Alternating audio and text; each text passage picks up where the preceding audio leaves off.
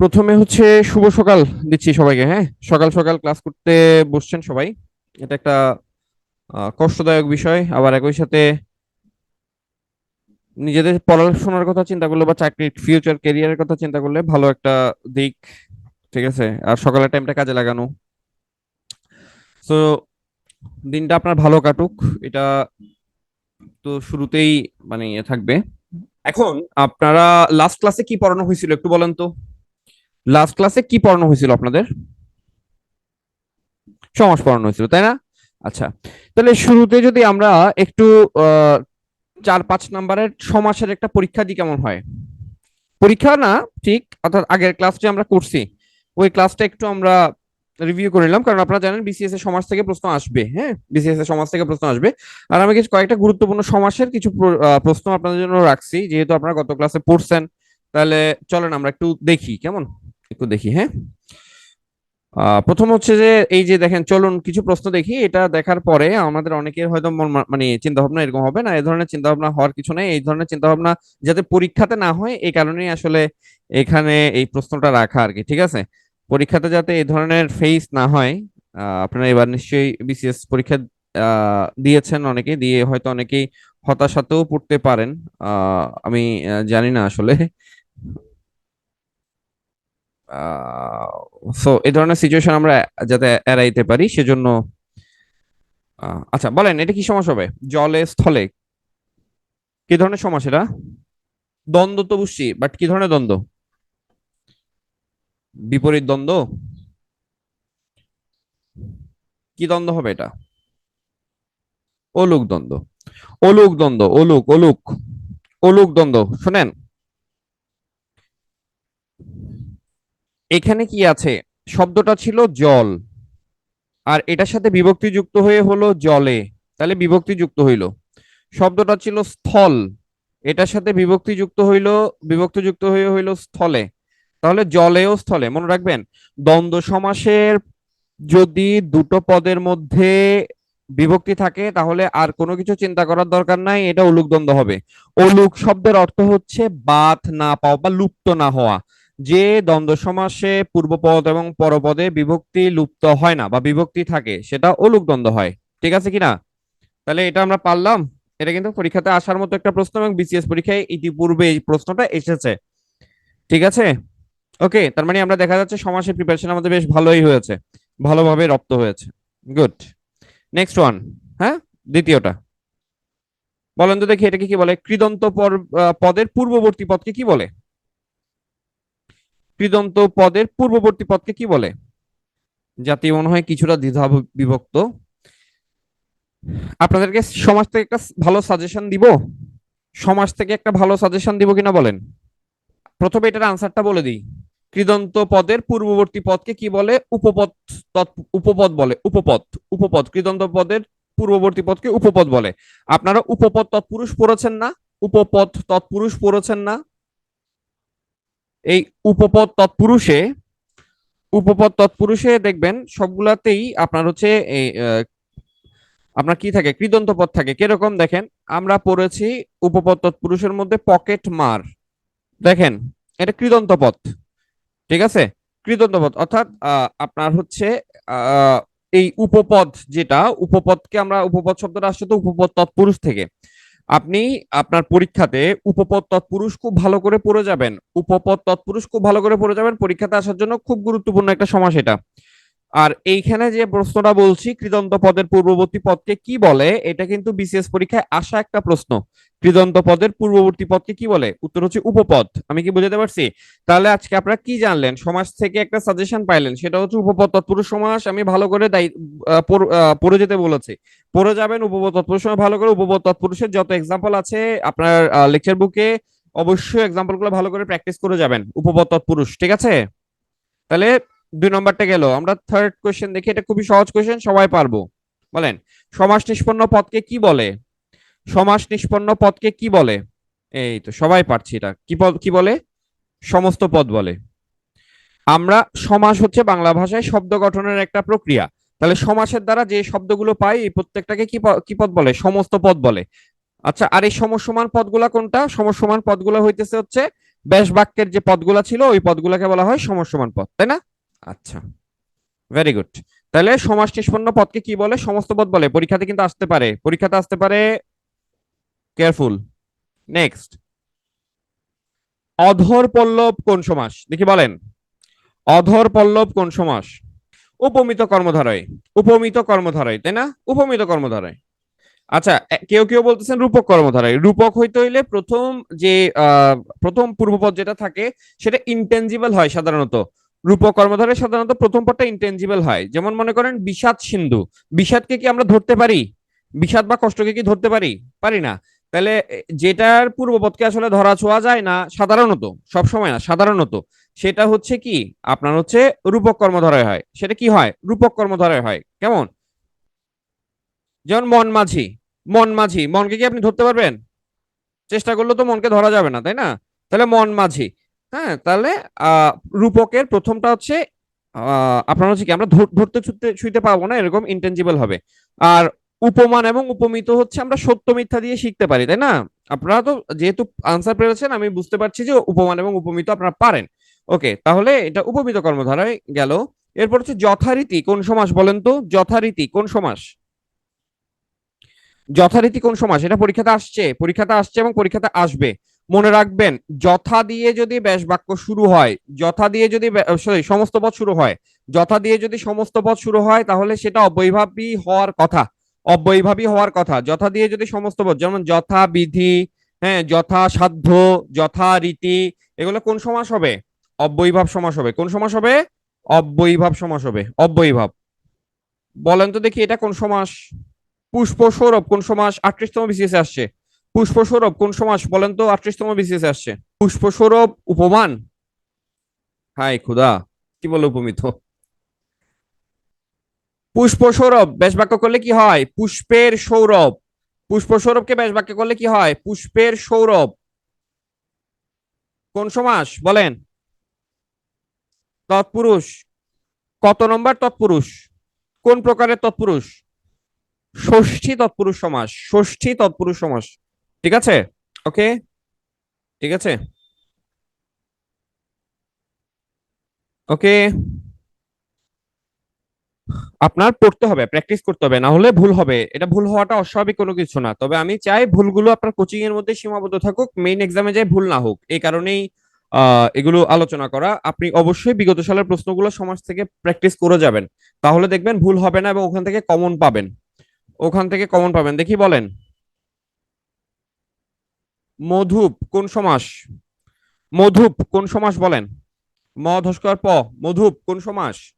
মধুপ বলতে কি বোঝায় বলেন তো? মধুপ বলতে কি বোঝায়? মধুপ মানে হচ্ছে, মধুপের সমার্থক শব্দ হচ্ছে মৌমাছি।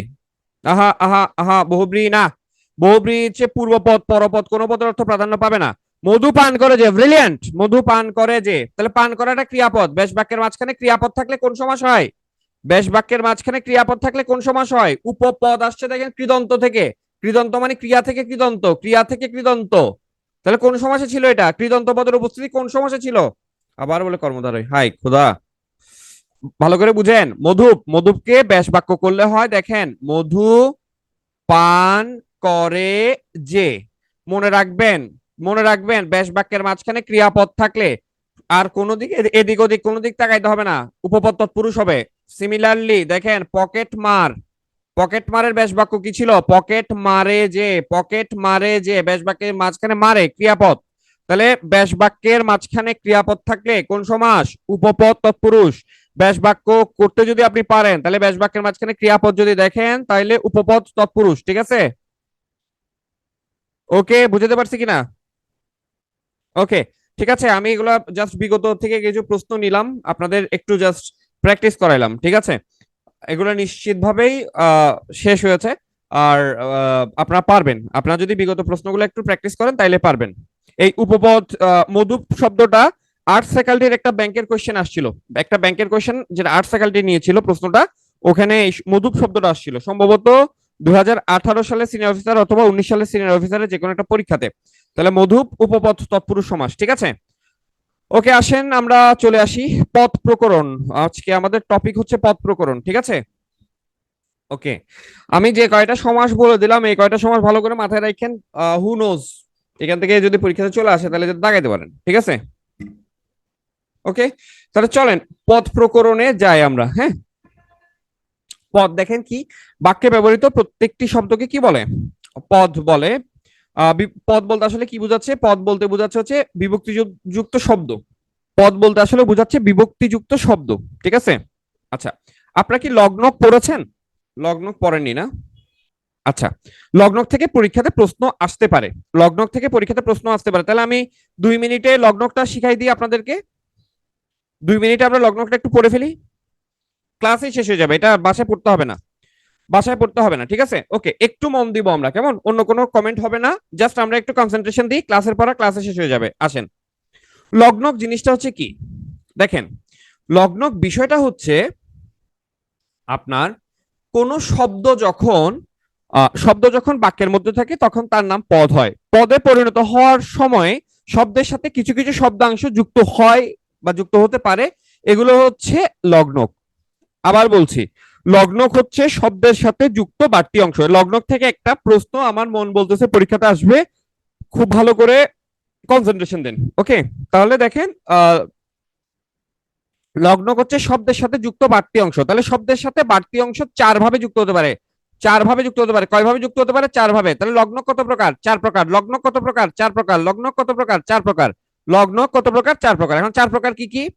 ব দিয়ে আছে দুইটা, বচন এবং বলক। বচনের কথা আমরা জানি আগে, বলক আমি পড়াবো, ঠিক আছে?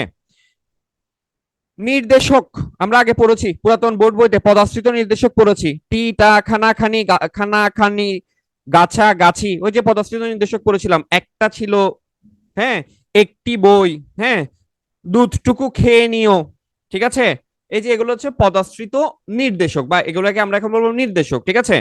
তাহলে দেখেন কি কি আছে লগ্নক হিসেবে। 4টা জিনিস যুক্ত হইতে পারে। একটা হচ্ছে বিভক্তি, একটা হচ্ছে নির্দেশক, বিভক্তি, নির্দেশক, বচন এবং বলক। খুব ভালো করে খেয়াল করেন, লগ্নক কত প্রকার? 4 প্রকার। ওই 4 প্রকার কি কি? বিভক্তি। 4 প্রকার কি কি? নির্দেশক, বচন এবং বলক। মনে থাকবে তো? লগ্নক 4 প্রকার, বিভক্তি, নির্দেশক, বচন এবং বলক। লগ্নক 4 প্রকার, বিভক্তি, নির্দেশক, বচন এবং বলক। সবাই আমার কথা রিপ্লাই দেন। লগ্নক 4 প্রকার কি কি লিখে দেন তো, দ্রুত দ্রুত লিখবেন। লগ্নক 4 প্রকার, দ্রুত লিখেন, পুরোটা লিখেন, পুরোটা। 4টা কি কি আছে? 4টা কি কি আছে? বিভক্তি আপনারা তো পড়েছেন, বিভক্তি পড়েছেন না? বিভক্তি। এরপর নির্দেশক পড়েছেন, বচন এবং বলক। নতুন আইটেম আপনাদের জন্য শুধু বলক, বাকিগুলো সব আপনারা চিনেন।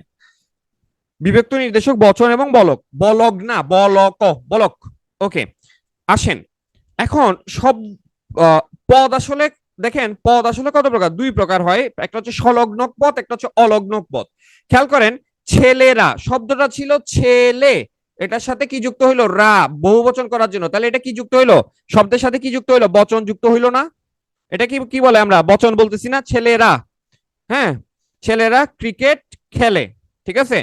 ছেলেরা ক্রিকেট খেলে। খেয়াল করে দেখেন, ক্রিকেট এটার সাথে কিন্তু আবার কোনো লগ্নক যুক্ত হয় নাই, তার মানে এটা হচ্ছে অলগ্নক পদ। একটা হচ্ছে সলগ্নক যেটার সাথে লগ্নক যুক্ত হয়, আর একটা হচ্ছে অলগ্নক যেটার সাথে লগ্নক যুক্ত হয় না। এবার আসেন লগ্নকের প্রকারভেদ গুলা একটু আমরা দেখে নিই। তাহলে আমরা লগ্নকের প্রকারভেদে প্রথম দেখেছিলাম হচ্ছে বিভক্তি। কেমন? শব্দটা ছিল হাত, আমি যদি বলি হাতে, হাতে ব্যথা পেয়েছি, শব্দটা ছিল হাত, এখানে যুক্ত হলো কি? হাত যোগ এ। এখানে কি হলো? হাত যোগ এ, তার মানে এখানে কি যুক্ত হয়েছে? বিভক্তি যুক্ত হয়েছে। এখানে কি যুক্ত হয়েছে? বিভক্তি যুক্ত হয়েছে, তাই না? তাহলে আমরা বুঝলাম শব্দের সাথে বিভক্তি যুক্ত হইতে পারে। তাহলে বিভক্তির আরেকটা নাম কি? বিভক্তি কিসের ক্লাসিফিকেশন? লগ্নকের এক ধরনের প্রকারভেদ হচ্ছে বিভক্তি। এবার বচন তো আমরা দেখাইলাম, ছেলে ছেলেরা দেখাইলাম। এবার নির্দেশক, আমি যদি বলি ছেলেটা ভালো নয়, সাবধান, ছেলেটা ভালো নয়, তাহলে যে ছেলেটা, একটা ছেলেকে নির্দিষ্ট করার জন্য বলেছি, তাহলে এটাকে কি বলা হচ্ছে? এই যে ছেলেটা বা ছেলেটি, এটাকে কি বলা হচ্ছে? নির্দেশক বলা হচ্ছে, নির্দেশক। ছেলেটাকে কি বলা হচ্ছে? এটা নির্দেশক। নির্দেশক আপনার আমরা চিনি কিনা? নির্দেশক চিনি। শব্দের সাথে যদি টা, টি, টুকু এগুলো যুক্ত থাকে তখন এগুলোর নাম নির্দেশক হয়, ঠিক আছে? তাহলে ছেলেটা, এই যে আমরা নির্দেশককে কেন ব্যবহার করি? কাউকে স্পেসিফিক করার জন্য, অথবা কেউ অনির্দিষ্ট সেটা বোঝানোর জন্য নির্দেশক ব্যবহার করা হয় শব্দের সাথে। তাহলে নির্দেশক হচ্ছে শব্দের সাথে যুক্ত বাড়তি অংশ। তাহলে শব্দের সাথে যুক্ত বাড়তি কয়টা অংশ এখন পর্যন্ত আমরা দেখলাম? তিনটা। সে তিনটা কি? শব্দের সাথে বাড়তি অংশ হিসেবে বিভক্তি যুক্ত হইতে পারে, শব্দের সাথে বাড়তি অংশ হিসাবে বচন যুক্ত হইতে পারে, শব্দের সাথে বাড়তি অংশ হিসেবে নির্দেশক যুক্ত হইতে পারে। আমি একটু ফার্স্ট ক্লাস নেই, অনেকের হয়তো অ্যাডজাস্ট করতে একটু সমস্যা হচ্ছে, সেটার জন্য আমি আন্তরিকভাবে দুঃখিত, কারণ আমার ক্লাসের নেচারটাই এরকম, ফ্লোটাই এরকম, বাট আমি রিপিট করি, আপনারা আশা করছি সমস্যা হবে না। তাহলে দেখেন, আমরা এবার আসবো যেটা আমরা আসলে একদমই চিনি না, আগে একদমই পড়ি নাই, সেটার নাম হচ্ছে বলক। দেখেন এই বলক, বলক জিনিসটা আসলে কি? বলক জিনিসটা আসলে কি? খুবই গুরুত্বপূর্ণ, এবং রিসেন্ট একটা বিসিএস এ সম্ভবত এটা থেকে প্রশ্ন আসছে বলক থেকে। আমি শিওর না, বাট না আসলেও আসবে, নিশ্চিত থাকতে পারেন। বলক জিনিসটা আসলে কি? দেখেন, আমরা আমরা আমরা যে বিষয়টা সেটা হচ্ছে, আমরা কখনো কখনো কথা বলতে আমরা কখনো কখনো কথা বলতে কিছু জোর দিই। যেমন দেখেন, আমি যদি বলি তুমি এলে না, তার মানে আমি হয়তো শিওর ছিলাম যে সে আসবে না, আসতেও পারে নাও আসতে পারে, তুমি বলো তুমি এলে না। কিন্তু আমি যদি বলি তুমিও এলে না, তার মানে কি? তুমিও এলে না মানে আমি শিওর ছিলাম তুমি আসবা, কিন্তু তুমিও আসোনি, তার মানে তুমির উপরে কি করলাম? তুমির উপর জোর দিলাম। মনে রাখবেন, কখনো কখনো কোন শব্দের উপর আমরা জোর দেওয়ার জন্য এ অথবা ও এগুলা যুক্ত করি, ঠিক আছে? এভাবে যে বাড়তি অংশটুকু শব্দের সাথে যুক্ত হয়ে শব্দের উপর বাড়তি জোর দেয়া প্রকাশ করে, সেটাকে কি বলা হয়? সেটাকে বলক বলা হয়। বলক মানে হচ্ছে জোর দেওয়া, শব্দের উপর কি করা? এমফাসিস করা বা প্রেসার ক্রিয়েট করা। আমি কি বুঝাতে পারছি বলক জিনিসটা কি? আর দেখেন এখানে একটা দেখেন, ই বা ও যুক্ত হইতে পারে, ই বা ও। যেমন দেখেন, তখন আমার চলে আসা উচিত ছিল, তখন আমার চলে আসা উচিত ছিল। এখন আমি যদি এটাকে জোর দিয়ে বলতে চাই, তাহলে কি বলতে হবে? তখনই আমার চলে আসা উচিত ছিল, তখনই। এই দেখেন রস্যই আসতেছে, তখন বানানটা ত খ দন্তান্ন, কিন্তু আমি এটার সাথে যখন রস্যই যোগ করে দিচ্ছি, তখন এটা তখনের উপর কি করতেছে? জোর বা বল প্রয়োগ করতেছে, ঠিক আছে? তুমি এখনো আসনি, দেখেন এখনের সাথে ও যুক্ত করে, তুমি এখনো আসনি, ঠিক আছে? ও ভাই, যোজক পড়াই নাই এখনো, যোজক পড়াবো। যোজক হচ্ছে অব্যয়ের একটা ক্লাসিফিকেশন, যোজকটা আমরা পড়াবো আজকে, পদের মধ্যে আসবে, কেমন? আচ্ছা, তাহলে আমাকে একটু বলবেন লগ্নক সবার কাছে ক্লিয়ার কিনা, লগ্নক থেকে প্রশ্ন আসলে পারবো কিনা? সবাই শিওর তো? লগ্নক সবার কাছে পারবো তো? ওকে, থ্যাংক ইউ। তাহলে আমাদের নতুন বাংলা ব্যাকরণ বইয়ের একটা গুরুত্বপূর্ণ মানে টার্ম ছিল লগ্নক, যেটা আমরা আজকে শিখে ফেললাম, ক্লাসে শিখে ফেললাম, ঠিক আছে? আমরা একটু এটা মনে মনে একটু চিন্তা করার চেষ্টা করব যে লগ্নক কত প্রকার ছিল, এবং এখানে কোনটা কোনটা আসার কথা ছিল। তিনটা আমার পরিচিত ছিল। আচ্ছা, আচ্ছা, প্রশ্নের ধরন কেমন হবে? খুব ভালো একটা কোশ্চেন করছেন। মনে করেন আমি এই স্লাইডে একটু লিখছি, একটা প্রশ্ন লিখছি সাপোজ, ঠিক আছে?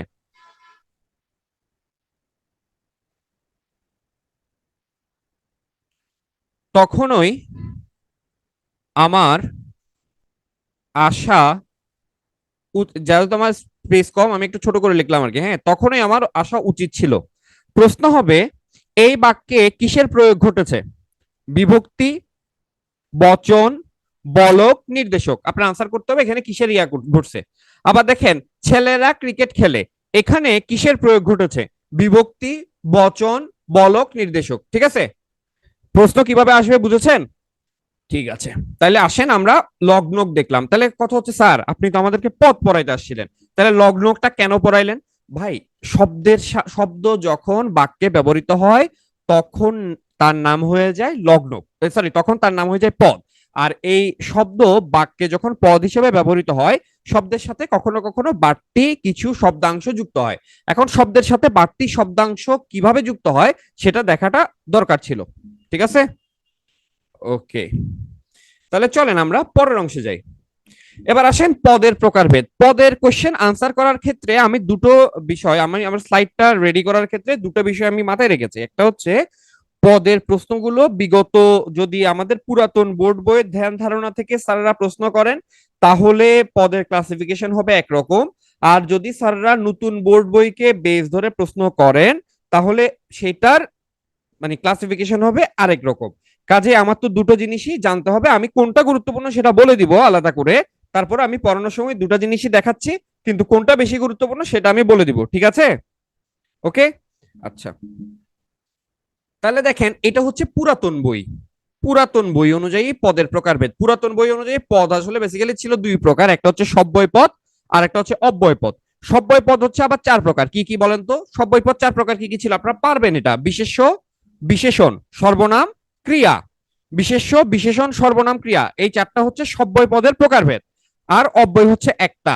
তাহলে বলেন তো মোটা দাগে পুরাতন বই অনুযায়ী পদ কত প্রকার হচ্ছে?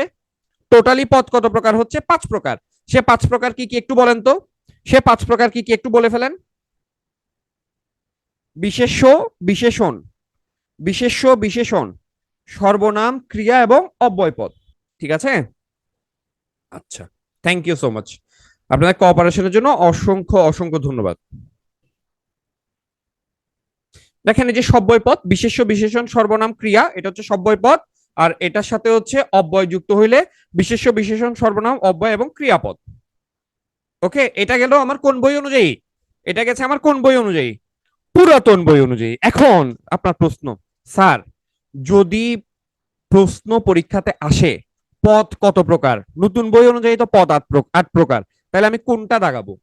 অপশনে যদি আট থাকে তাহলে আপনি অবশ্যই আট দাগাবেন, আর অপশনে যদি আট না থাকে তাহলে আপনি পাঁচ দাগাবেন। আমি কি আপনাকে বুঝাতে পারছি? আচ্ছা, আমি এখানে তাও একটু লিখে দিই, পরবর্তীতে আপনার পড়ার সময় যাতে কনফিউশনে না পড়েন। পুরাতন বই, এখানে পথটা দেওয়া আছে। আমি তো আর এটা ইয়া করবো না, এটা সবকিছু এই স্লাইডে সবকিছু একসাথে আছে। এটা আমরা পরে দেখ, মানে এটা এখানে দেখতে হবে না, এটা স্লাইডে ভাগ করা আছে, টেনশন করার কিছু নাই। নতুন বইয়ে পদ হচ্ছে আট প্রকার, খেয়াল করেন। নতুন বইয়ে পদ হচ্ছে আট প্রকার। নতুন বইয়ে যে পদ পদ আট প্রকার আছে, হ্যাঁ, নতুন বইতে যে পদ আট প্রকার আছে, এই আট প্রকারটা আসলে কি? হ্যাঁ, আট প্রকারটা আসলে কি দেখেন, এখানে কিছু নতুন টার্ম যুক্ত হচ্ছে না? নতুন টার্ম কিছু দেখা যাচ্ছে তাই না? কিছু কিছু নতুন টার্ম দেখা যাচ্ছে, কি কি দেখা যাচ্ছে? ক্রিয়া বিশেষণ পাইলাম, আবার হচ্ছে এদিকে বলতেছে অনুসর্গ, এদিকে বলতেছে হচ্ছে যোজক, তাই না? এদিকে বলতেছে হচ্ছে যোজক, কেমন? আচ্ছা, তাহলে এই জিনিসগুলো আসলে কি, চলেন আমরা দেখে নিই। এই জিনিসগুলো কি? এগুলো কিছুই না, আপনি আগে যা পড়ছেন তার তার ভিতর থেকেই পড়া, তেমন কোনো কিছুই না, তেমন কোনো কিছুই না। চলেন জাস্ট একটু দেখলেই চলবে। দেখেন এখানে যে ক্রিয়া বিশেষণ আছে, এই ক্রিয়া বিশেষণ হচ্ছে আগে পুরাতন বইতে বিশেষণের ক্লাসিফিকেশন ছিল, বিশেষণের প্রকারভেদ। ওই বিশেষণের প্রকারভেদকে আলাদা করে এখানে ক্রিয়া বিশেষণ নামে আলাদা একটা পদ সৃষ্টি করেছে। অনুসর্গ এটা অব্যয়ের ক্লাসিফিকেশন, যোজক এটা অব্যয়ের ক্লাসিফিকেশন, আবেগ এটা অব্যয়ের ক্লাসিফিকেশন। কোন প্রকারের অব্যয় এটা আমরা একটু পরে স্লাইডেই দেখতে পাবো, স্লাইডেই দেখতে পাবো, ঠিক আছে? এবার দেখেন পদ, পদ প্রকরণ, ব্যাকরণের শব্দ তত্ত্বে আলোচিত হয়, পদক্রম, পদ পরিবর্তন বাক্য তত্ত্বে আলোচিত হয়। ঠিক আছে, এটা জাস্ট দেখবেন এটা। এখন আসেন বিশেষ্য পদ। বিশেষ্য বলতে কি বুঝায় বলেন তো? আমরা জানি কোনো কিছুর নামকে কি বলে, কোনো কিছুর নামকে কি বলে? বিশেষ্য বলে, কেমন? বিশেষ্য বলে, কোনো কিছুর নামকে বিশেষ্য বলে। ওকে, আসেন এটা আমরা নতুন এবং পুরাতন মিক্স করে পড়ে ফেলি। নতুন এবং পুরাতন দুই বইতেই আসলে এটা ছয় প্রকার আছে, তাহলে একটু খেয়াল করে দেখেন, তাহলে নতুন বই পুরাতন বই পার্থক্য, নাম বিশেষ্য নতুন পুরাতন দুইটাতেই আছে, জাতি বিশেষণ নতুন পুরাতন দুটোতেই আছে, বস্তু বাচক বিশেষ্য দুটোতেই আছে, সমষ্টিবাচক বিশেষ্য দুটোতেই আছে। এই দেখেন ভাববাচক বিশেষ্য যেটা, এটা হচ্ছে পুরাতন বইয়ের নাম, নতুন বইয়ে এটার নাম হচ্ছে ক্রিয়া বিশেষ্য। নতুন বইয়ে এটার নাম হচ্ছে ক্রিয়া বিশেষ্য।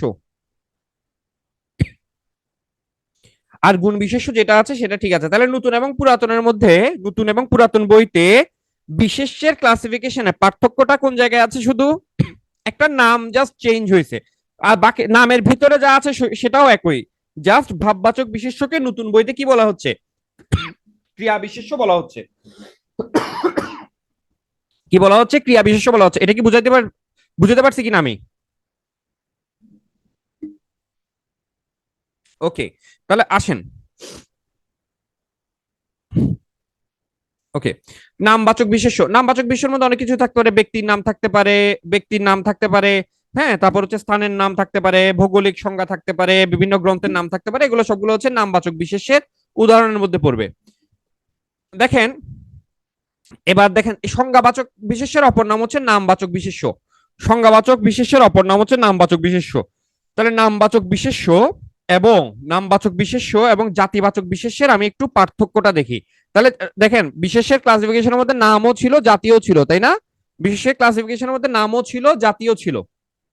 ঠিক আছে, ওকে। তাহলে দেখেন, আমরা ইংরেজিতে যেটাকে বলি প্রপার নাউন এবং কমন নাউন, এটাকে বাংলায় বলে, প্রপার নাউনকে বলা হয় নামবাচক, কমন নাউনকে বলা হয় জাতিবাচক। কমন নাউনকে বলা হচ্ছে জাতিবাচক, ঠিক আছে? তাহলে দেখেন, মনে করেন রবীন্দ্রনাথ একজন মানুষের নাম, রবীন্দ্রনাথ একজন মানুষের নাম, ঠিক আছে? ওকে, তাহলে রবীন্দ্রনাথ যেহেতু একটা মানুষের নাম, উনার নামবাচক হচ্ছে রবীন্দ্রনাথ, ঠিক আছে? ওনার জাতিবাচকে মানুষও হইতে পারে, কবিও হইতে পারে, কারণ রবীন্দ্রনাথ, নজরুল, জীবনানন্দ এরা সবাই তো আলাদা আলাদা নামের কবি, তাই না? ঠিক আছে, বুঝতে পারছি জাতিবাচক এবং নামবাচকের মধ্যে পার্থক্য কি, বুঝছি কিনা? আচ্ছা, নতুন বউয়ের কথা, ভাই, বউ, ছেলেরা একটু কেয়ারফুল। বউ একটাই এনাফ, ঠিক আছে? নতুন বউয়ের কথা চিন্তা করার দরকার নেই, কষ্ট বিষ্ট করে বিসিএস ক্যাডার হই, বিয়ে একটাই করেন আপাতত, নতুন বউয়ের কথা চিন্তা করার দরকার নেই। আচ্ছা, ওকে, তাহলে দেখেন নামবাচক এবং জাতিবাচক, নামবাচক এবং জাতিবাচক দুটা কি ক্লিয়ার কিনা? যেমন মনে করেন হিমালয়, হিমালয় একটা পর্বতের নাম, তাইলে হিমালয় হচ্ছে কি, হিমালয় কি ধরনের বিশেষ্য বলেন তো? নামবাচক বিশেষ্য। এটার জাতিবাচক বিশেষ্য কি? হিমালয়ের জাতিবাচক বিশেষ্য কি? এটা এক ধরনের কি, পর্বত না? পর্বত। তাহলে নাম এবং জাতি ক্লিয়ার তো ভাই, নাম এবং জাতি ক্লিয়ার। জাতিবাচক বিশেষের মধ্যে আরো অনেক হইতে পারে, মানুষ, গরু, পাখি, পর্বত, এগুলো সবগুলো হচ্ছে জাতিবাচক বিশেষ্য।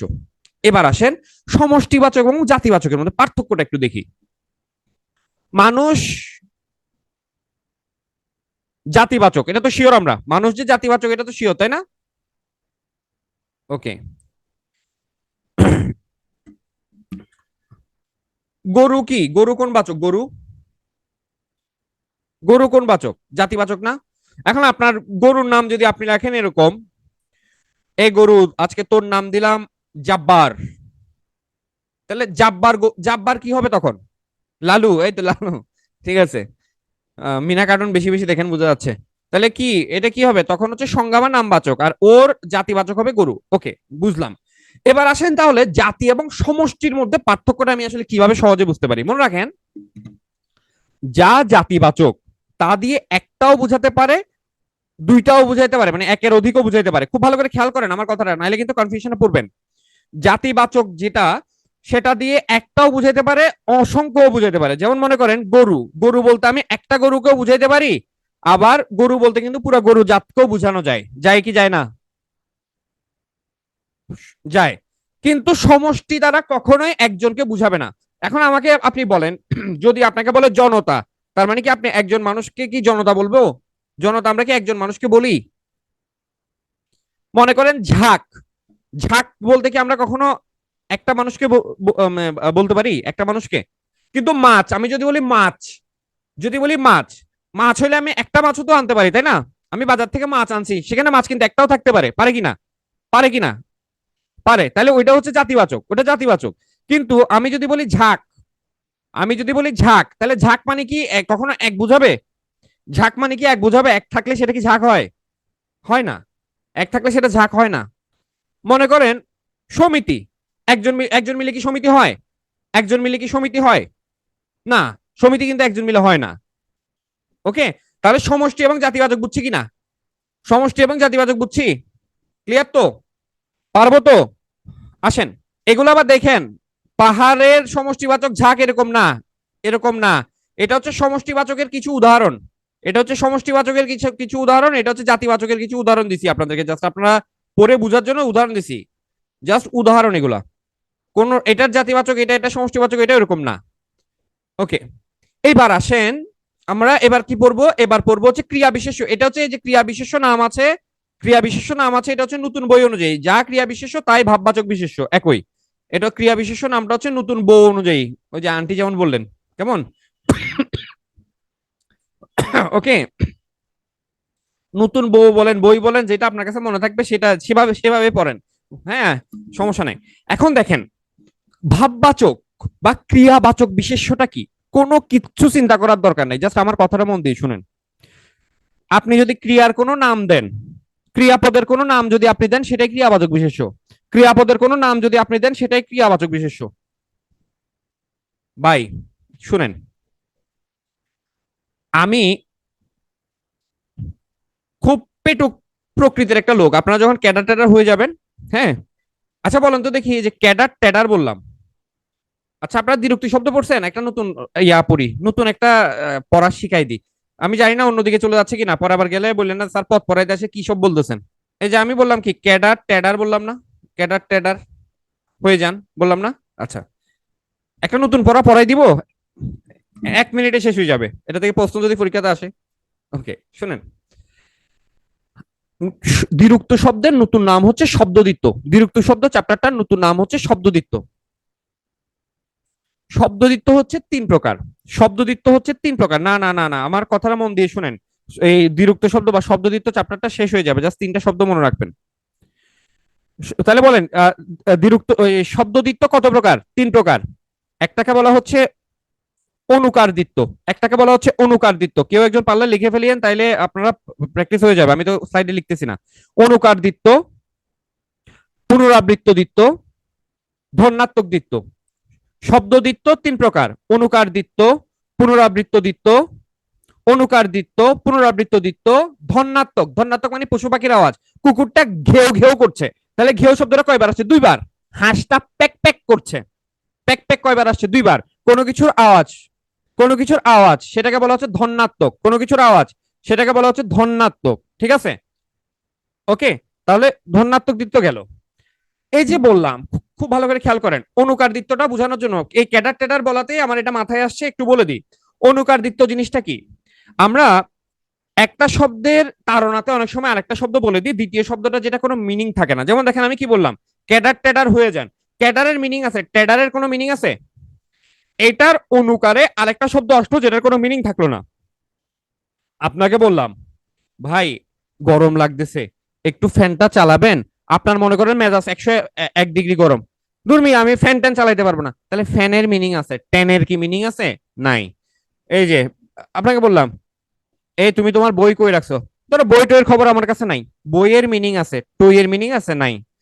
চা খাবেন না, আমি চাটা খাবো না। রুটি খাবেন, আমি রুটি রুটি খাবো না। ঠিক আছে? তাহলে দেখেন, প্রথমটার মিনিং থাকে, দ্বিতীয়টার মিনিং থাকে না। তাহলে তাহলে যে শব্দদ্বিত্বের প্রথমটার মিনিং থাকে, পরেরটার মিনিং থাকে না, সেটাকে বলা হয় অনুকার দ্বিত্ব। কি দ্বিত্ব? অনুকার দ্বিত্ব। এবার দেখেন পুনরাবৃত্ত দ্বিত্ব। এটা আপনারা শব্দ, ওই যে দ্বিরুক্ত শব্দ আপনারা পড়ে আসছেন। আমরা অনেক সময় বলি না, আজকে ভালো লাগছে না, আজকে পড়তে পারবো না, আজকে আমার জ্বর জ্বর লাগছে। জ্বর জ্বর একই শব্দ 2বার আসবে, একই শব্দ 2বার আসবে, মানে একই শব্দের পুনরাবৃত্তি ঘটেছে, সেটা হচ্ছে পুনরাবৃত্ত দ্বিত্ব। পরীক্ষা টরীক্ষা দিব না, পরীক্ষার মিনিং আছে, টরীক্ষার মিনিং নাই, এটা হচ্ছে অনুকার দ্বিত্ব। আর কুকুরটা ঘেউ ঘেউ করছে, প্রাণীর আওয়াজ, কোনো কিছুর আওয়াজ, এটা হচ্ছে ধন্যাত্মক দ্বিত্ব। আমি কি বুঝাইতে পারছি? বুঝাইতে পারছি? ওকে। তো এই প্রশ্ন পড়াটা এখান থেকে আসলে যে কারণে আসলো, সেটার কারণ হচ্ছে ওই যে আপনারা বললাম, আপনারা যদি ক্যাডার ট্যাডার হয়ে যান, তাইলে আমাকে একটু, আমি আসলে পেটুক টাইপের মানুষ, তো আমার একটু ট্রিট টিট দিয়েন। ওইখান থেকে ক্যাডার ট্যাডার বলে আমি আসলে অপরাধ করে এই জিনিস পড়াই ফেলছি এখন। ঠিক আছে? ওকে, ঠিক আছে। তাহলে হচ্ছে দেখেন, এখন যেটা বলতেছি, তাহলে আমি বলতেছি স্যার আপনার পড়াইতে পড়াইতে আসছেন, আপনি পড়াবেন, আপনার এখানে এত ক্ষুদা টুদা লাগে কেন? ক্ষুদা টুদা, হ্যাঁ ক্ষুদা টুদা লাগে কেন? তাহলে খেয়াল করে দেখেন, ক্ষুদা টুদা লাগে কেন? কারণ হচ্ছে ভাই, এই যে এখন আমি যেটার উদাহরণ দিব সেটা ক্ষুদা টুদা লাগার মতোই। কিরকম? দেখেন, আমি পেটুক মানুষ, আমি খেতে পছন্দ করি। খাওয়াকে, খাওয়ার বিশেষ্য যদি করি, বিশেষ্যটা কি হবে? খাওয়ার বিশেষ্যটা কি হবে? ভোজন হয় না? আমি খেতে পছন্দ করি, তার মানে আমি ভোজন রসিক। আমি খেতে পছন্দ করি, তার মানে কি আমি ভোজন রসিক। তাহলে ভোজন, খাওয়ার বিশেষ্য পদ হবে কি? ভোজন। মনে করেন আপনি যদি ক্রিয়াপদের কোনো নাম দেন, ক্রিয়াপদের কোনো নাম দেন, সেটাকে বলা হচ্ছে ক্রিয়াবাচক বিশেষ্য বা ভাববাচক বিশেষ্য। যেমন আমি ঘুমাতে পছন্দ করি, ঘুমের, এই যে ঘুম, আমি ঘুমাচ্ছি, এটা আমি যদি একটা নাম দিই সেটা হবে শয়ন। আমি পড়তে পছন্দ করি না, পড়ার যদি নাম দিই সেটা হবে পঠন। ঠিক আছে, আমি শব্দগুলো লিখে দিচ্ছি যাতে করে আপনি ইয়া করতে পারেন।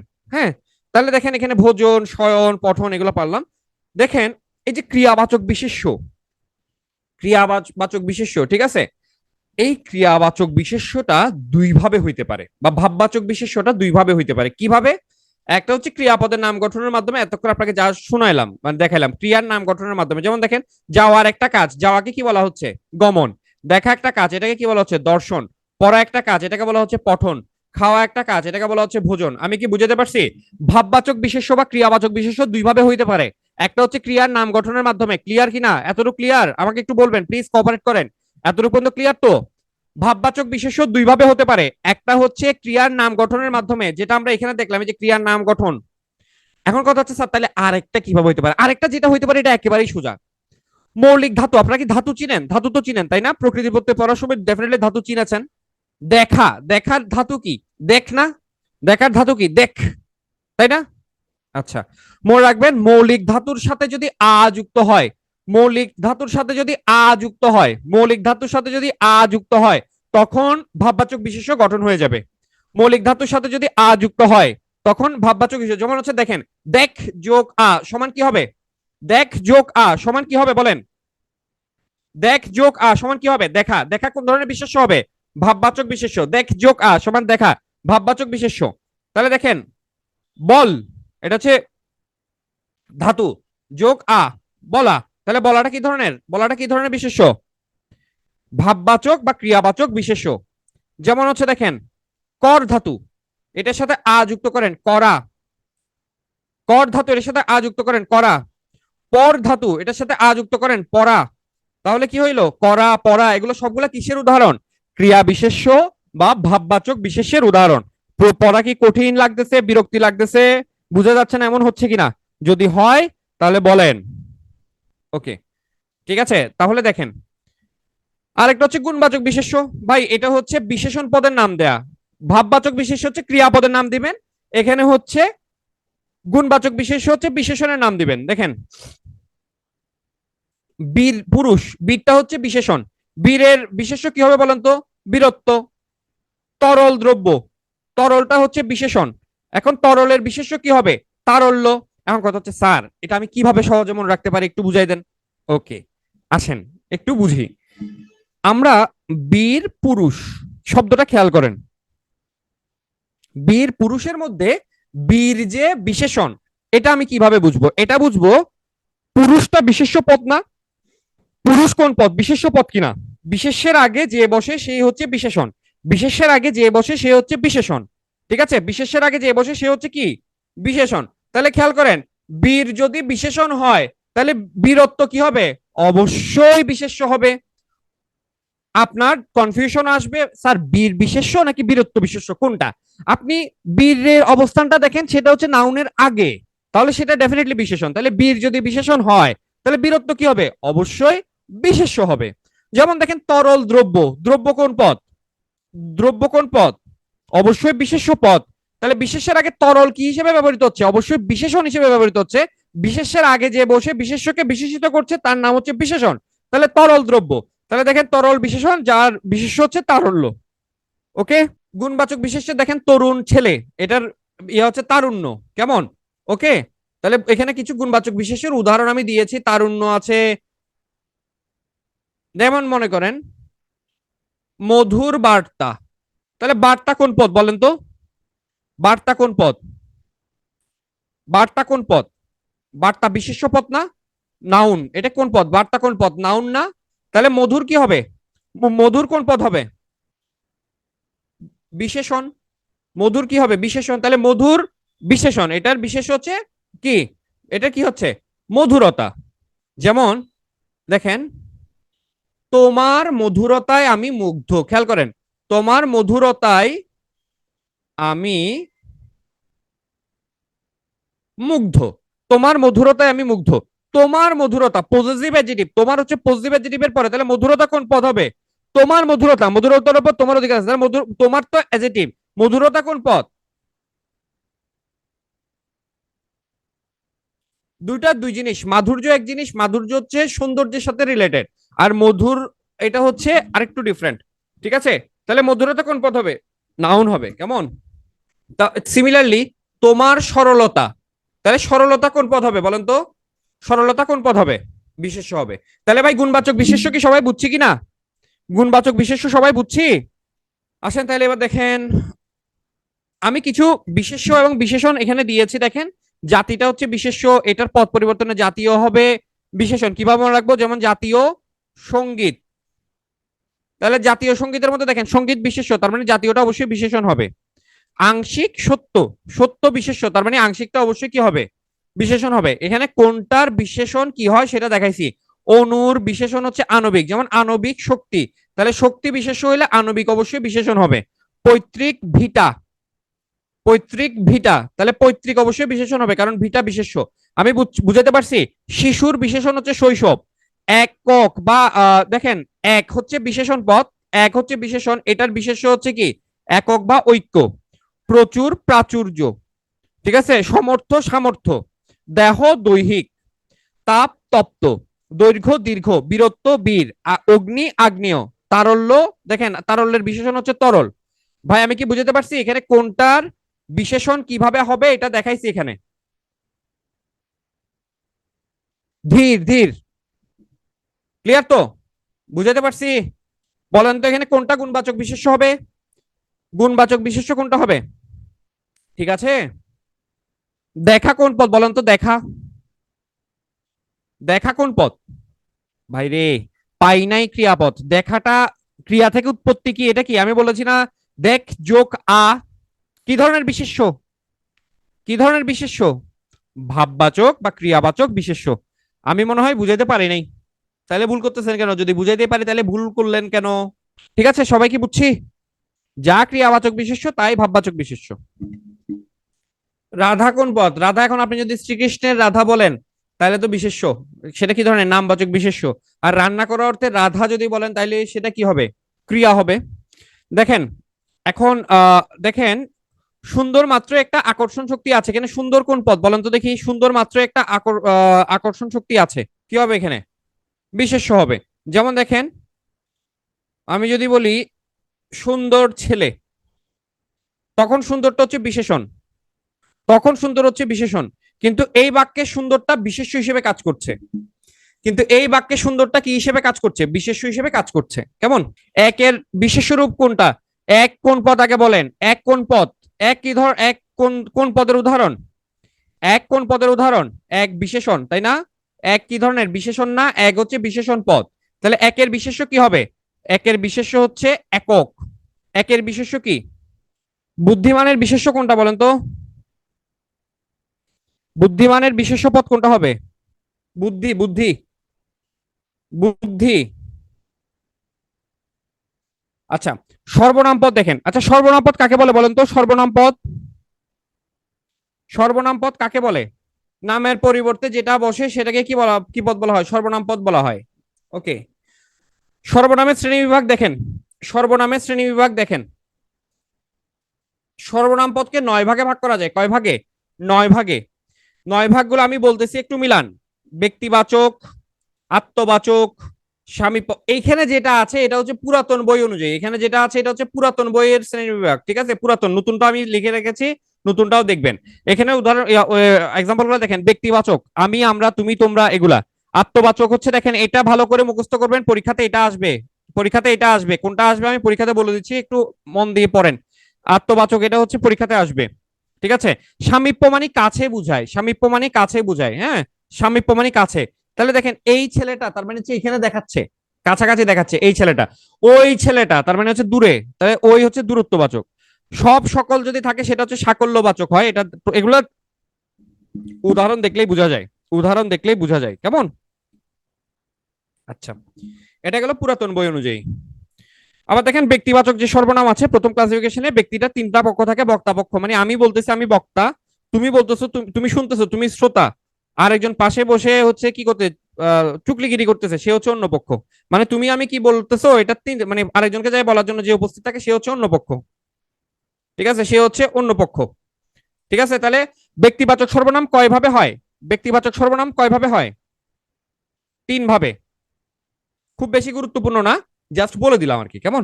দেখেন সর্বনাম পদের আরেকটা ক্লাসিফিকেশন আছে সাপেক্ষ সর্বনাম, এটা গুরুত্বপূর্ণ, এটা নতুন বইতে আছে আলাদা করে। কেমন? যেমন যেমন তেমন, যত তত, যে আছে না, যত চাও তত লও, যেমন কর্ম তেমন ফল, যেমন তেমন, যত তত, এগুলো হচ্ছে সাপেক্ষ সর্বনাম। এই যে যত চাও তত লও, যত চেষ্টা ততই সাফল্য, যত তত, এভাবে।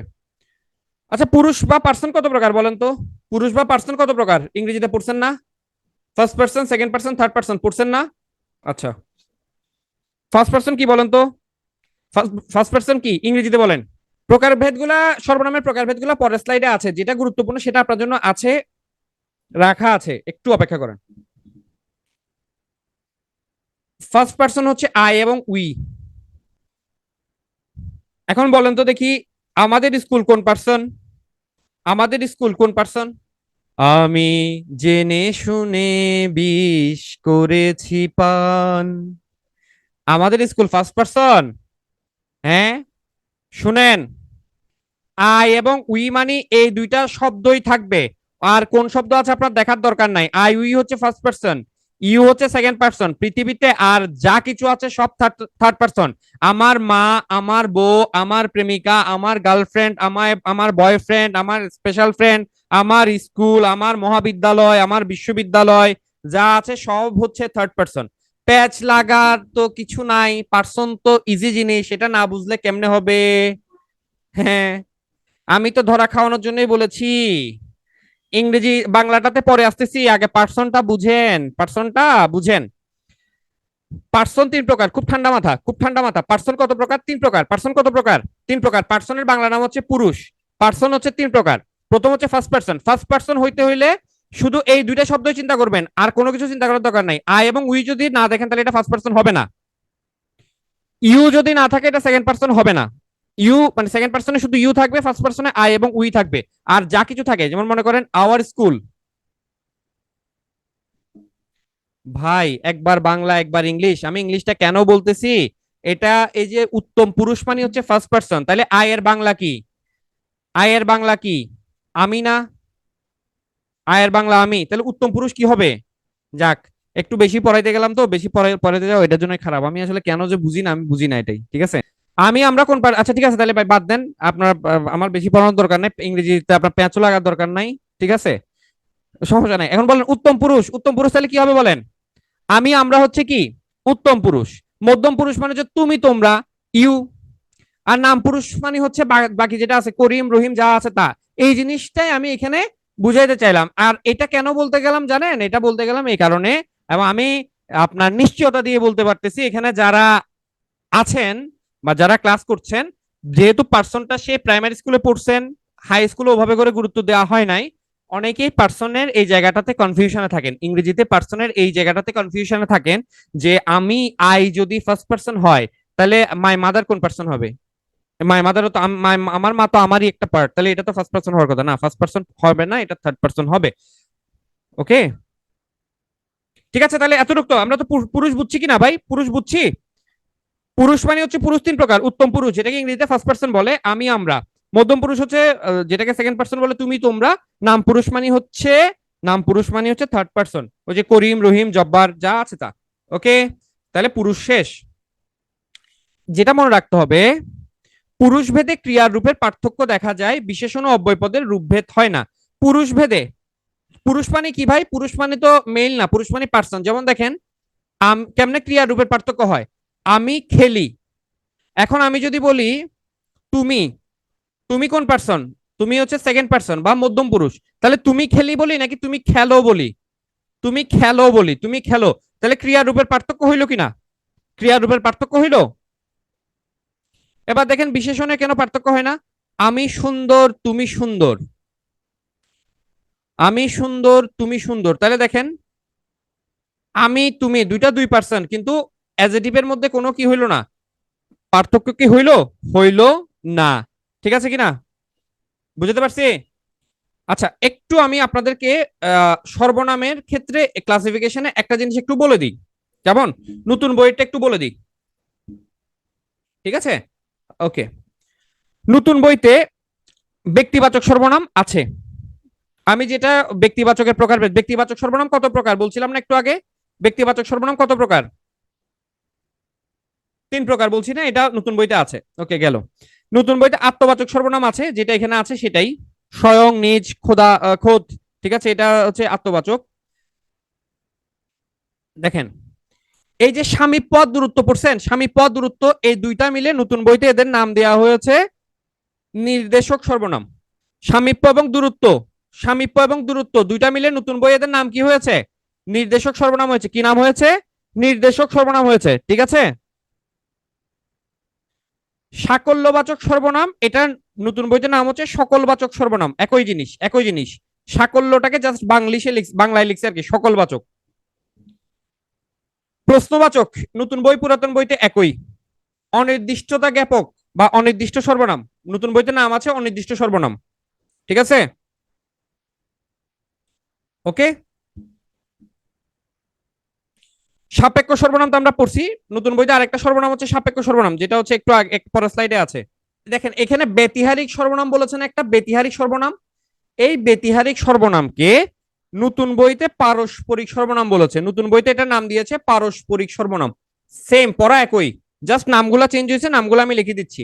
পারস্পরিক সর্বনাম, নতুন বইতে এটার নাম ব্যতিহারিক সর্বনামের, নতুন বইতে নাম আসছে পারস্পরিক সর্বনাম। ঠিক আছে, পারস্পরিক সর্বনাম আসছে। এই যে এখানে অন্যবাচক আছে না, অন্যবাচক আছে না, অন্যবাচক, এটা নতুন বইতে পুরাতন বইতে মানে একই, একই। ওকে, আসেন তাইলে আমাকে একটু বলেন এটার উত্তর কি হবে। প্রশ্নবাচক সর্বনামের উদাহরণ কোনটা? প্রশ্নবাচক সর্বনামের উদাহরণ কোনটা? এবার আসেন বিশেষণ পদ। আমাকে বলেন বিশেষণ পদ কাকে বলে? আমরা তো জানি তাই না, বিশেষণ মানে ইংরেজি হচ্ছে অ্যাডজেক্টিভ। কাকে বলে? সর্বনাম বা বিশেষ্য পদের দোষ, গুণ, অবস্থা, সংখ্যা, পরিমাণ। আচ্ছা, শুধু কি নাউনকে মডিফাই করবে? না, সে প্রোনাউনকেও মডিফাই করতে পারে। বিশেষ্য বা সর্বনামে দোষ, গুণ, অবস্থা, সংখ্যা, পরিমাণ যে নির্দেশ করে তাকে কি বলা হয়? বিশেষণ পদ বলা হয়। আচ্ছা, ও ও এখানে মনে হয় একজন আপনি নিয়ে ঝামেলায় পড়ে গেছেন না? স্যার, আপনি দিয়ে ব্যক্তি আপনি বোঝাচ্ছেন নাকি? আচ্ছা, আত্মবাচক। আচ্ছা, এটা আপনি না, এটা হচ্ছে আপনি। ওই গানটা শুনেছেন? ওই যে আপনি আজিকে যবে শুধাইছ আসি, আপনি নিজ বুঝাচ্ছে, নিজ। আচ্ছা, বিশেষণ পদ দেখেন, বিশেষণ পদ হচ্ছে বিশেষণ ক্রিয়াপদের দোষ, গুণ, অবস্থা, সংখ্যা, পরিমাণ নির্দেশ করে তাকে বিশেষণ পদ বলে। বিশেষণ পদ অন্য কোনো পদ সম্পর্কে তথ্য বা ধারণা প্রকাশ করে, অন্য পদকে বিশেষায়িত করে। বিশেষণ পদ, বিশেষণ পদ হচ্ছে পুরাতন বই অনুযায়ী দুই প্রকার। এটা হচ্ছে পুরাতন বই, নতুন বইটা আমি আলাদা করে লিখছি স্লাইডে। পুরাতন বই অনুযায়ী দুই প্রকার, এটা হচ্ছে পাশে লিখে রাখতেছি, পুরাতন বই। পুরাতন বই, এই একটু আমাকে কেউ একজন বলবেন টাইমটা কত হয়েছে? আমি ঘড়িটা দেখছি না, আমার সামনে নাই। টাইমটা একটু বলবেন কত কত হয়েছে, আমি কি বেশি স্লো গেলাম কিনা? 9টা 10 হয়ে গেছে, হাই খোদা। তাহলে আপনাদেরকে ছুটি দিব কবে? আচ্ছা, মিস ঋতু, কোশ্চেনে কোন আপনি সেটা বুঝবেন হচ্ছে, কোশ্চেনে শুধু একটা শব্দ দেয়া থাকবে না, কোশ্চেনে একটা সেন্টেন্স দেয়া থাকবে, সেন্টেন্স দেখে বোঝা যাবে। ঠিক আছে, ওকে। তাহলে দেখেন নাম বিশেষণ হচ্ছে দুই প্রকার, একটা হচ্ছে নামবাচক বিশেষণ আর একটা হচ্ছে ভাববাচক বিশেষণ। কেমন? নাম মানে হচ্ছে নামবাচক বিশেষণ, এটা দেখেন বিশেষ্য বা সর্বনাম পদের নাম মানে হচ্ছে বিশেষ্য এবং সর্বনাম পদ। যে বিশেষণ পদ বিশেষ্য বা সর্বনাম পদকে বিশেষায়িত করে তাকে বিশেষণ বলে। নাম মানেই হচ্ছে নাম, পদ মানে দুইটা জিনিস মনে রাখবেন, নাম শব্দটা থাকা মানে বিশেষণ বা সর্বনাম, বিশেষ্য বা সর্বনাম। তাহলে নাম বিশেষণ মানে বিশেষ্য বা সর্বনামকে বিশেষায়িত করবে। তাহলে বিশেষ্যের বিশেষণ কিভাবে হয় দেখেন, সাকিব ভালো ছেলে, শিশির দুষ্টু মেয়ে। তাহলে সাকিব শিশির দুইটা বিশেষ্য, এটা দোষ গুণ বোঝাচ্ছে, তাহলে বিশেষ্যের বিশেষণ হয়ে গেল। সর্বনামে সে রূপবান এবং গুণবান, তাহলে সে বিশেষণ, সর্বনাম পদ সর্বনামকে বিশেষিত করলো। ঠিক আছে। আর এই যে নাম বিশেষণ আছে, নাম বিশেষণকে নানা ভাগে ভাগ করছে, এটা লাগবে না, কারণ এটা আমরা নতুন বইতে পড়বো আলাদা করে। ঠিক আছে, এটা লাগবে না, এখন লাগবে না। ওকে, এবার আসেন ভাব বিশেষণ। ভাব বিশেষণ, আচ্ছা, নাম বিশেষণ বলতে কোন দুইটা পদকে বিশেষায়িত করবে? নাম বিশেষণ কোন দুইটা পদকে বিশেষায়িত করে বলেন তো, একটু আরেকবার রিক্যাপ করি। নাম বিশেষণ কোন দুইটা পদকে বিশেষায়িত করে? বিশেষ্য এবং সর্বনাম। ভেরি গুড, নাম বিশেষণ মানে বিশেষ্য এবং সর্বনাম। এবার আসেন ভাব বিশেষণ, বিশেষ্য এবং সর্বনাম ছাড়া অন্য পদকে বিশেষায়িত করলে তাকে ভাব বিশেষণ বলে। ভাব বিশেষণ হচ্ছে চার প্রকার, কি কি দেখেন।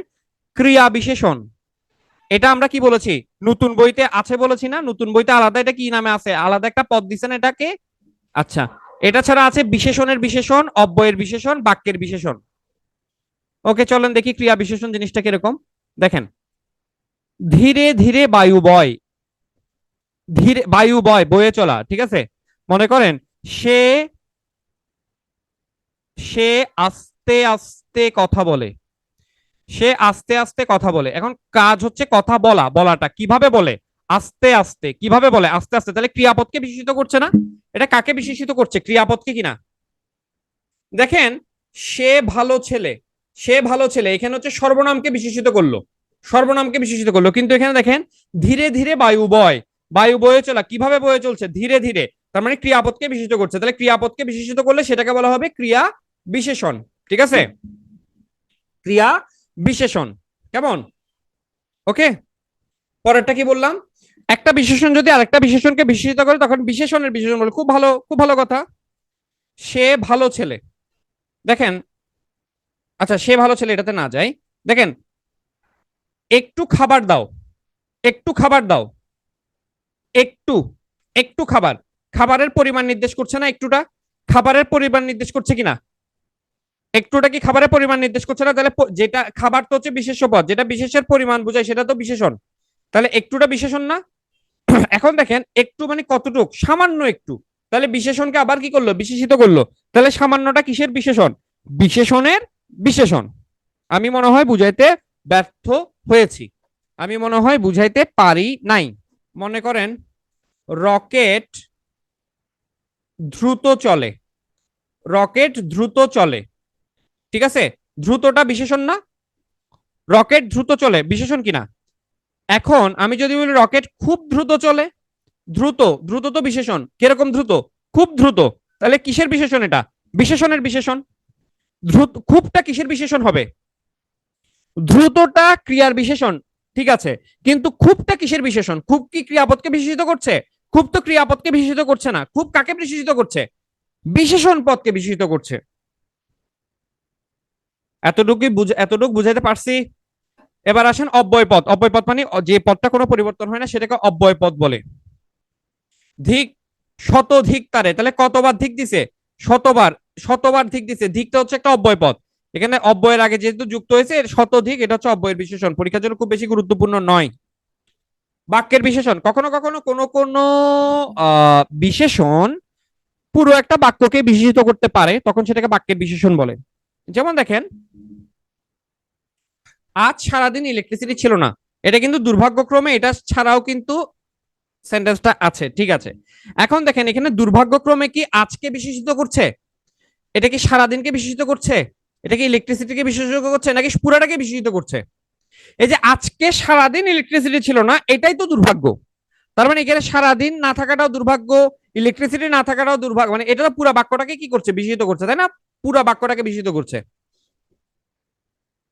হ্যাঁ, অ্যাডভার্ব, এখানে যেগুলো দেয়া আছে এগুলো পুরোটাই হচ্ছে অ্যাডভার্বেরই আলটিমেটলি ক্লাসিফিকেশনের মধ্যে পড়ে যায় ইংরেজি চিন্তা করলে।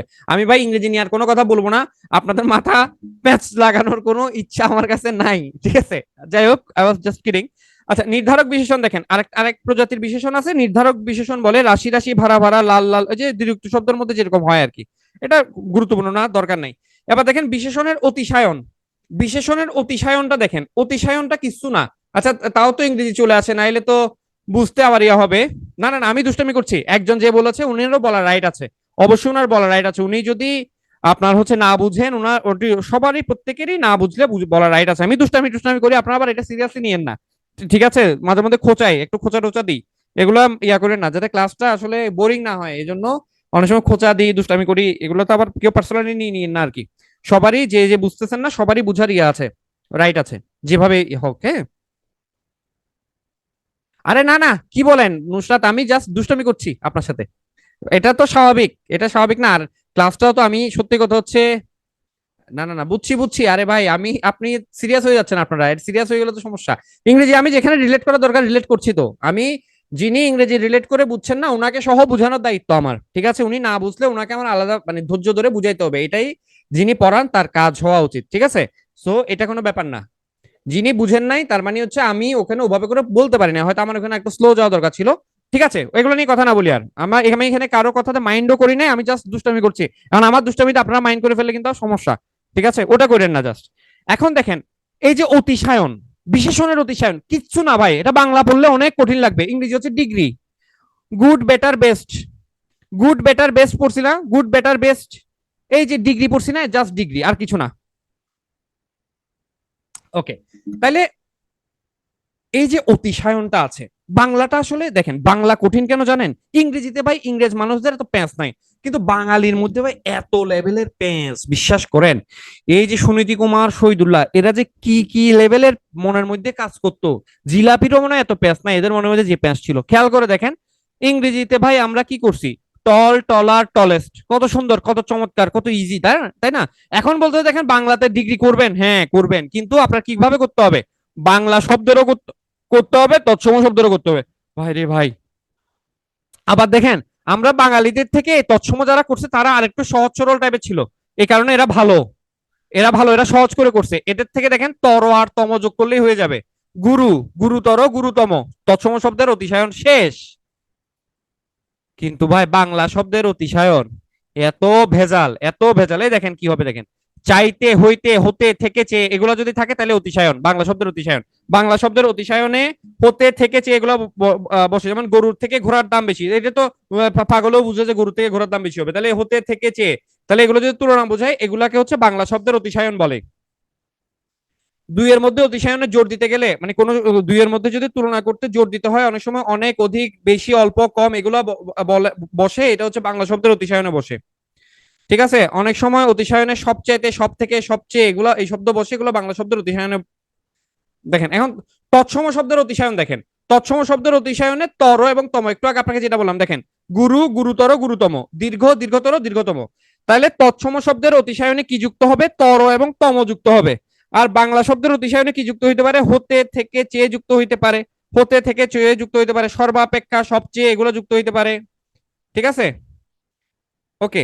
আবার তৎসম শব্দের অতিশায়নে আরেকটা জিনিস যুক্ত হইতে পারে, আন এবং ইষ্ট, লঘু, লঘিয়ান, লঘিষ্ঠ, অল্প, কনিয়ান, কনিষ্ঠ, এগুলো একটু আলাদা আর কি। ঠিক আছে, এগুলো একটু আলাদা, আলাদা করে পড়ে নিবেন, জাস্ট একটু পড়ে নিবেন। নতুন বই, এবার আসেন বিশেষণের প্রকারভেদ নতুন বই অনুযায়ী। ভাই 1 মিনিট কি ব্রেক দিব? কথা কি একটু বেশি বলে ফেলেছি? মানে পড়ানোটা একটু কি বেশি হয়ে গেছে? 1 মিনিট কি ব্রেকের দরকার আছে? 1 মিনিট, 1 মিনিট, 1 মিনিট বিজ্ঞাপন বিরতি, 1 মিনিট, 5 মিনিট না, 5 মিনিট না, 5 মিনিট হলে ক্লাস শেষ হতে দেরি হয়ে যাবে। ওকে, দেখি আমার আমার ক্লাস আগে করছেন কে কে, মানে করেন নাই কে কে, করছেন কে কে বলবো না, করেন নাই কে কে বলেন, এর আগে আমার সাথে দেখা হয় নাই, পরিচয় হয় না, এরকম কেউ আছেন কিনা? 1 মিনিটে পরিচয় যদি। আচ্ছা, যারা প্রথম করছেন তাদের কাছে কি বিরক্তি লাগছে ভাই? আমি একটু একটু ফাস্ট কথা বলি, মানে শুধু ক্লাস না, আমি যে কোনো জায়গায় কথা বলার সময় খুব ফাস্ট কথা বলি। আচ্ছা, ওকে। ঘুম কেটে গেছে, হ্যাঁ, এটা প্রথম সকালবেলা ক্লাস করাতে গেলে এটা আবার একটা ভালো দিক, মানে ঘুম টুম কাটে যায় আর কি, আমার কথা শুনে ফাটা বাস শুনলে ঘুম টুম কেটে যায়। হ্যাঁ, আমার বউ ঘুমে থাকতে পারে না আমার যেদিন সকালে ক্লাস থাকে, যদিও আজকে সে বাসায় নাই, এটা একটা পজিটিভ দিক, আমি চিৎকার করে স্বাধীন মতো ক্লাস নিতে পারছি। ঠিক আছে, নাইলে যে আমার কত কত কথা শুনতে হয়, ক্লাস চলাকালীন সময় তো কিছু বলতে পারে না, এরপর সারাদিন বলে আর কি, সারাদিন খোঁচায়, সারাদিন বলে, সারাদিন সে থাকে হচ্ছে কি 440 মেজাজে থাকে। আমি তো বুঝি। অনেকেই আছেন ক্লাস করেন নাই। ভাই আপনার পরিচয়? ভাই আমি হচ্ছে ছোটখাটো একজন মানুষ, আমি প্রবল চক্রবর্তী, পিটু এর সাথে আছি গত 3 বছর 4 বছর ধরে, বেসিক্যালি মানে ব্যাংকের বাংলা ইংরেজি এই ক্লাসগুলো নেওয়া হয়। ঠিক আছে। আহ ভাই সব প্রকারের আসলে এত শ্রেণী বিভাগ দরকার ছিল না, এগুলো হচ্ছে হুদায় কাম না থাকলে বসে বসে কি করবে, বুঝেন নাই? বাইকা কাম চিন্তা করেন না, আমি যেদিন অনেক বড় হব, আমি যেদিন হচ্ছে কি করব, আহ অনেক বড় লেভেলের ব্যাকরণবিদ হবো, ওই দিন আপনাদের অন্তত বিসিএস এবং ব্যাংকের পরীক্ষা বা চাকরি পরীক্ষার জন্য হলেও নতুন করে একটা ব্যাকরণ বই লিখবো। এটা শুধু তারা যাদের হচ্ছে আদায়ের টাইম নাই, যারা হচ্ছে শুধু চাকরি পাওয়ার জন্য পরীক্ষা দিবে, তাদের জন্য। ঠিক আছে, একটু আপনারা সবাই দোয়া করেন যেন আমি ওই ওই রকম লেভেলে পৌঁছাইতে পারি। ঠিক আছে, বউ স্বাধীনতা, ভাই বলেন, ভাই চাকরি, ভাই এটা বলেন না রে ভাই, এখানে যারা আছেন মাইন্টেন করতে পারে, হ্যাঁ বলেন না, কিছু কথা থাক না গোপন, যেটা আপনার আমার কষ্ট একই, আপনার এখন কষ্ট নাই আশা করি, আমার আছে, ভবিষ্যতে আপনারা হবে, সেই দোয়া করে দিলাম। আমার বাড়ি চট্টগ্রামে, আশেপাশে থাকলে দাওয়াত দিয়েন। না আজকে বাসায় নাই তো, ক্লাসে বসে বদনাম করলে কোনো সমস্যা নেই, আর এই বদনাম গুলো কেটে দেয়, পিটুয়ে এত ভালো, পিটুয়ে হচ্ছে আমার সংসার টিকায় রাখার জন্য প্রচুর কষ্ট করে, আমি বউয়ের নামে যা বদনাম করি সব কেটে দেয় রেকর্ড দেওয়ার সময়। হ্যাঁ আমি চট্টগ্রামের। হ্যাঁ বাকিগুলো বাংলায় হবে, তৎসময় তিনটা মনে রাখলে তাইলেই চলবে। আমার বেবি ভালো আছে ভাই। এলিন জান্নাত মেবি আমার পুরাতন, আমার সাথে ক্লাস করেছেন আগে, নাহলে বেবির কথা জানা থাকতো না। হ্যাঁ আমি চিড়িয়া ইউনিভার্সিটির ভাই। সিরাজ মামার ফুচকা দাওয়াত দিলে চিড়িয়া ইউনিভার্সিটি যাবো। আচ্ছা তাহলে আমরা চলেন, আমরা তাহলে আরেকটু শুরু করি। ওই যে আমিও চিটং এর দাওয়াত দিব, আমি বলে দাওয়াত দিতাম। দাওয়াত আমি নিব, আমি বলেছি একটু আগে। আচ্ছা বলেন ভোজন কোন পথ? যার বউ আছে সে সবসময় ভালো থাকে। নিউটন ঢালি আপনি কি পুরুষ নাকি? মানে আপনি কি আমাদের নাকি তাদের থেকে টাকা পয়সা নিছেন? আসেন আসেন চট্টগ্রাম বেড়াইতে আসেন। আরে এমসিকিউ টাইপ লিখিত পরীক্ষা কিভাবে লিখবো মানে? আরে ভাই এমসিকিউ টাইপ লিখিত পরীক্ষা মানে এমসিকিউ দাগানো, মনে রাখবেন। যে সকল জায়গাতে এমসিকিউ টাইপ লিখিত হবে বলে, তার মানে হচ্ছে জাস্ট এমসিকিউ দাগাইতে হবে, আর কোনো কিছু না। এমসিকিউ দাগানো, এমসিকিউ টাইপ লিখিত মানে হচ্ছে এমসিকিউ দাগানো, ওইটাকে লিখিত হিসেবে কাউন্ট করা হয়। আমি চট্টগ্রাম থাকি ভাই, আমি চট্টগ্রাম থাকি। ওকে আসেন তাহলে আমরা শুরু করি। আচ্ছা আরেকটা আরেকটা আরেকটা কথা বলি।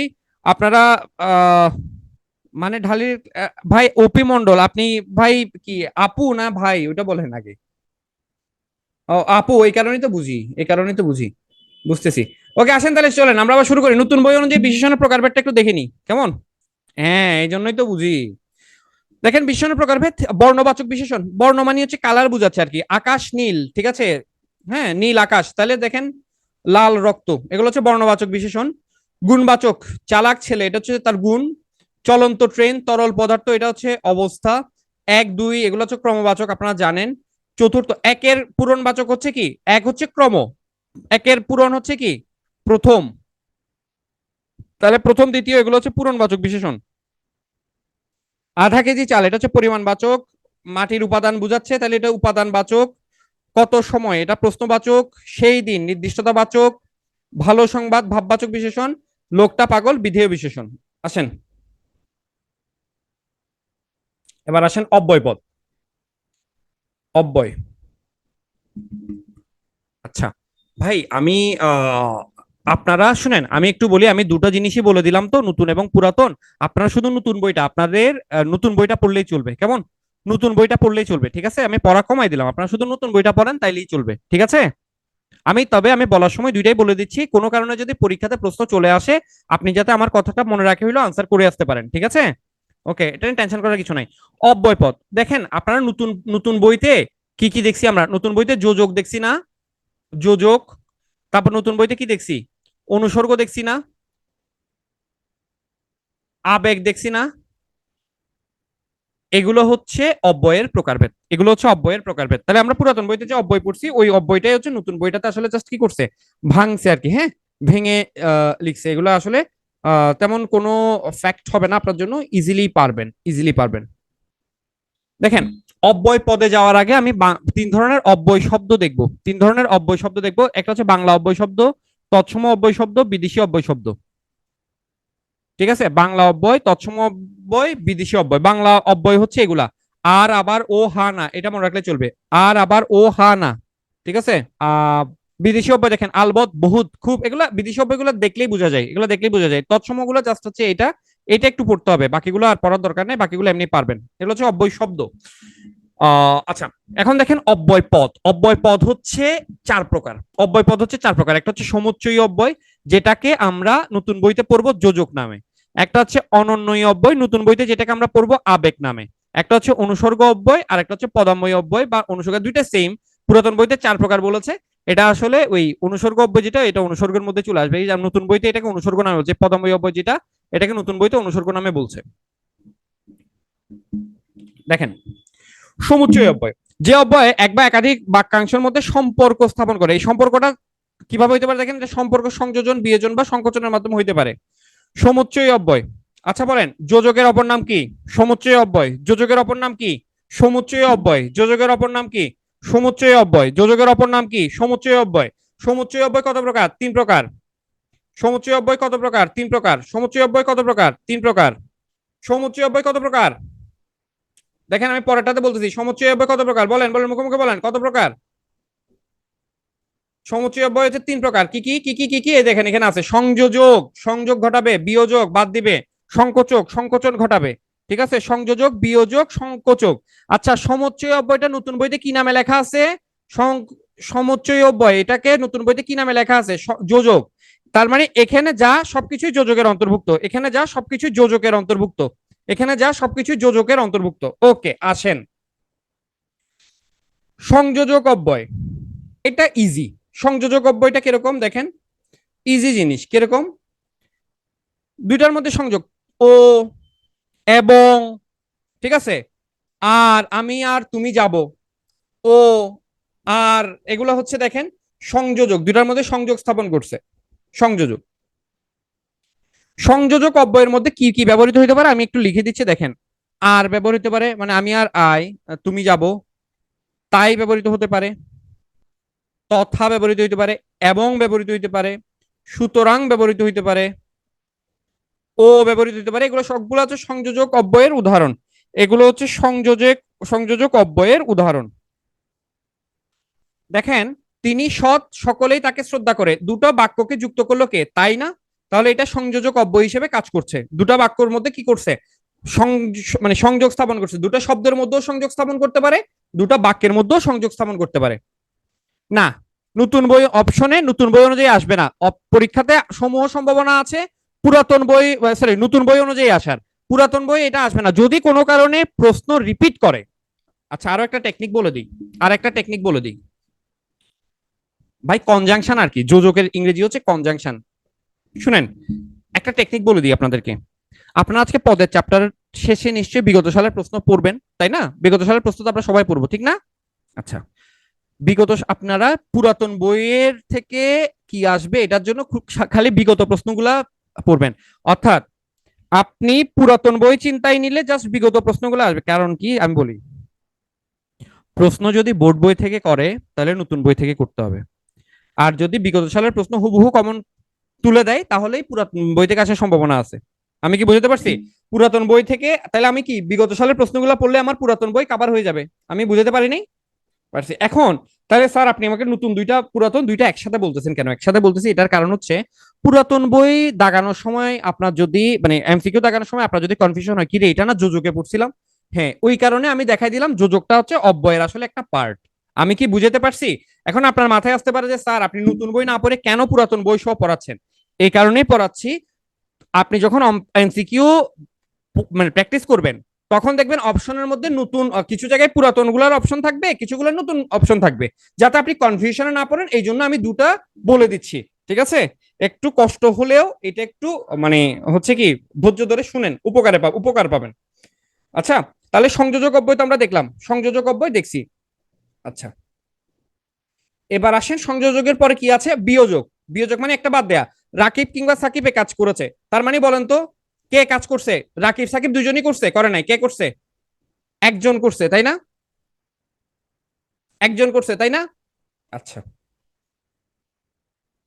এটা হচ্ছে বিয়োজক। এবার আসেন সংকোচক। সবার সমস্যাটা হয়ে যায় কোথায় জানেন? সংকোচক এবং বিয়োজকের মধ্যে। স্যার এগুলোর অব্যয় তো এক, তাইলে আমি কিভাবে বুঝবো কোনটা কিরকম? খুব ভালো করে মন দিয়ে আমার কথাটা শুনেন। আমার একটা কথা শুনবেন, এটাতেই সারা জীবন এটা মনে থাকবে, ভুলবেন না। সংকোচক যেটা, আপনারা তো ইংরেজিতে ক্লজ পড়েছেন না? ক্লজ মানে বাক্যাংশ।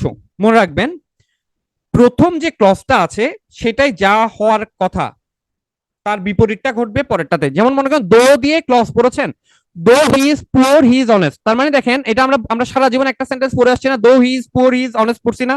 যদিও সে কি গরিব সে সৎ, মানে গরিব হইলে জাতি বিশ্বাস করে যে গরিব সে চলবে, সে পকেট মাইর হবে, সে চুরি চামারি করবে, হ্যাঁ সে ঘর ডাকাতি করবে। কিন্তু তুই গরিব, তুই চুরি করস না কেন? মানে জাতির চিন্তা ভাবনা হচ্ছে এইটা, মানে আমাদের চিন্তা ভাবনা কোথায় দেখেন।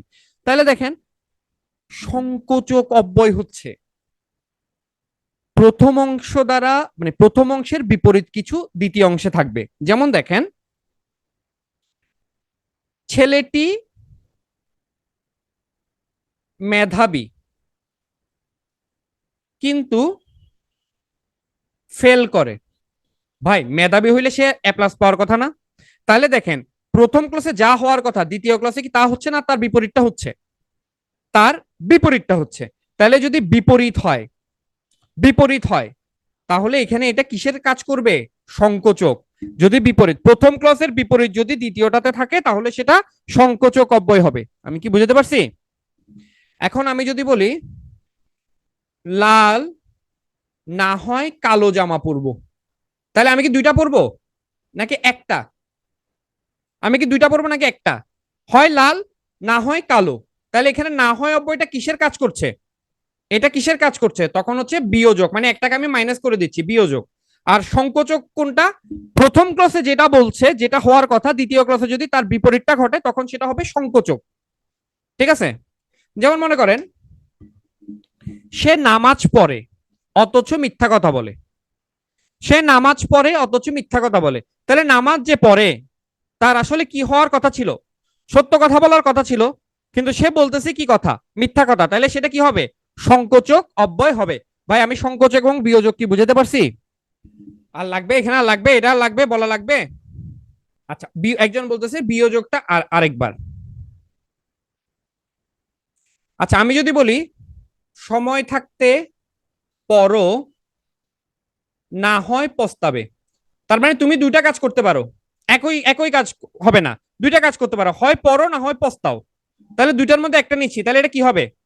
দুটার মধ্যে যদি একটাকে মাইনাস করে দিই, বিয়োগ মানে তো বিয়োজক মানে তো বিয়োগ করা, তাহলে এটা কিসের উদাহরণ হবে? বিয়োজক না?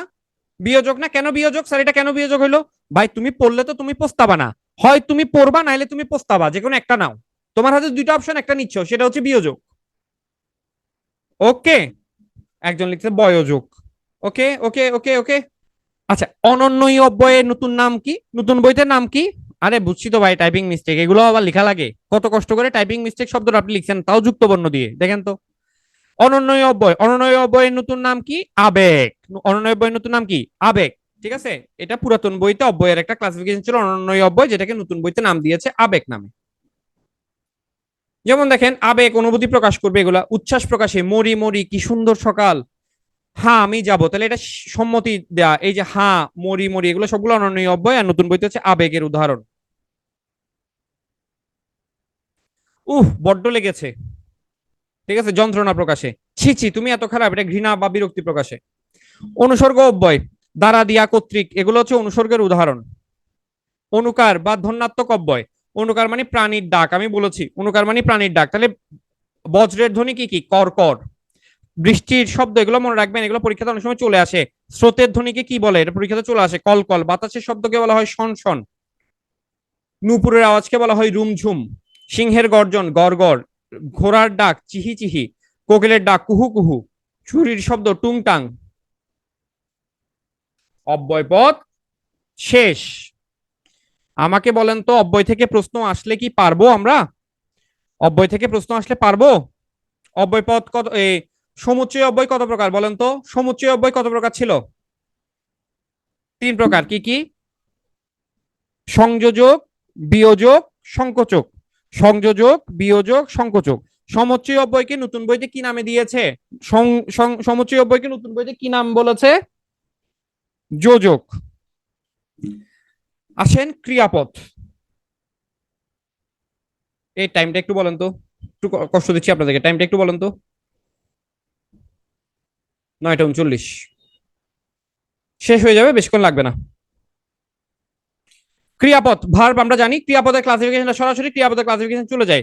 দেখেন ক্রিয়াপদের গঠন, ক্রিয়াপদ বাক্যে উক্ত থাকতে পারে, অনুক্ত থাকতে পারে, তবে ক্রিয়াপদ হচ্ছে বাক্যের অপরিহার্য পদ, এটা মনে রাখবেন। এখন ক্রিয়াপদের প্রকারভেদ। ক্রিয়াপদ হচ্ছে ভাব প্রকাশের দিক থেকে ক্রিয়াকে দুই ভাগে ভাগ করা যায়। একটা হচ্ছে সমাপিকা, একটা হচ্ছে অসমাপিকা ক্রিয়া। সমাপিকা ক্রিয়া হচ্ছে যেটা মানে একটা সেন্টেন্সকে শেষ করে। অসমাপিকা ক্রিয়া হচ্ছে যেটা সেন্টেন্সকে শেষ করতে পারে না। ইংরেজিতে এটাকে বলা হয় ফাইনিট ভার্ব, এটাকে বলা হয় নন ফাইনিট ভার্ব। যেমন মনে করেন আমি, আচ্ছা এটা না, আমার পরে উদাহরণ তো লেখা আছে, কষ্ট করতেছি কেন। সমাপিকা ক্রিয়া, বাবু ঘুমাচ্ছে, এভাবে করে বাবু ঘুমাচ্ছে, ঠিক আছে? তাহলে এটা কি পুরো সেন্টেন্স ক্লিয়ার হয়েছে নাকি হয় নাই? পুরো সেন্টেন্স কি শেষ হয়েছে নাকি হয় নাই?